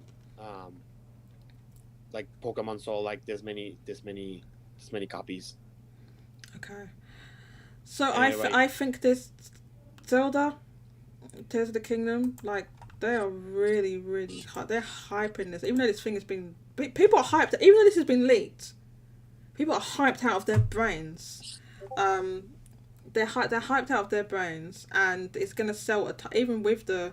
I'm sure Nintendo's extremely not happy. I was going to talk about this because has jumped dramatically. Oops. Oh yeah, but I forgot. Kofi sent me a link to Mystic Ryan. Reference on my tweets. Not happy that people are talking about it. No, they're not. They must be.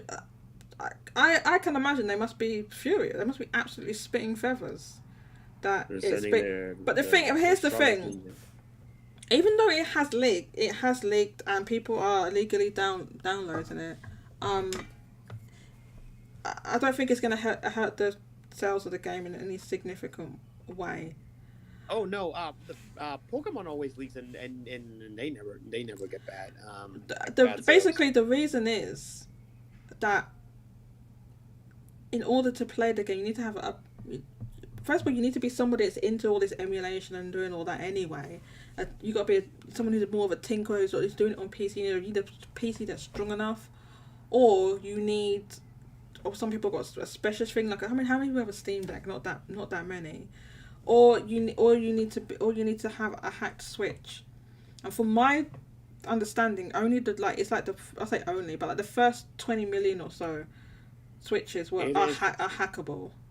The first version of the Switch. It's the first version of Switch before they changed it. So it's like 20 million or so. Most of those people that have they don't even know that you can do that. They don't know that you can hack it and you can do that. Most people don't know, so they probably wouldn't care to do it anyway. So that's why it's not affecting sales as much. If it was like, it's not like the thing with the PSP is that all of them could be hacked and very easily. You know, I had someone who showed me how to hack a PSP. Right, and I'm sure that a Switch is not that difficult to hack, but it's probably more involved, and you've got to have it's more involved than most people want. Let's put it this way: it's more involved than most people want to do. So I've always said this. I'm like, okay, so why are people subscribed to things like Netflix and Disney Plus and everything when you can illegally download all that stuff immediately and not even that difficult? Because convenience, that's why. People are subscribed to those things because for convenience. Yes, you can go and download, but you've got to do all this different thing. Most people don't want to be doing all that nonsense. They just no, I'm not doing that. I'll just pay and I know I've got it, and then that's fine. That's why. That's one of the reasons why it's not affecting sales as much. Jago says it was 10 million the Tuesday after release. Okay, unfortunately, Vinnie Mac couldn't join us. Vinnie Mac, I hope you can join us next week. But next week we'll probably be talking about some other stuff. And I listen. I don't know. I don't know if I'm gonna do like a real show or I'm just gonna do like something in the Discord, because I don't know who's gonna turn up or how many people are even gonna turn up, because they're all gonna be playing Tears of the Kingdom. So let me just get these last few things. Jago says, will Tears of the Kingdom hit 1 million physical first week in Japan? Oh, in Japan? Oh. Is that what you mean? Do you mean Japan? You must mean Japan. Because obviously it's worldwide, it's going to be more than that. Breath of the Wild hit 1 million in Japan, right? Well, first week? Did it? Oh, in the first week? J2 Blue says, yes, very easily. I don't know, because I don't think Breath of the Wild it did not launch at 1 million at all. It wasn't even close to that. But did it eventually get to 1 million? Yes. It eventually got to like, I think 2 million.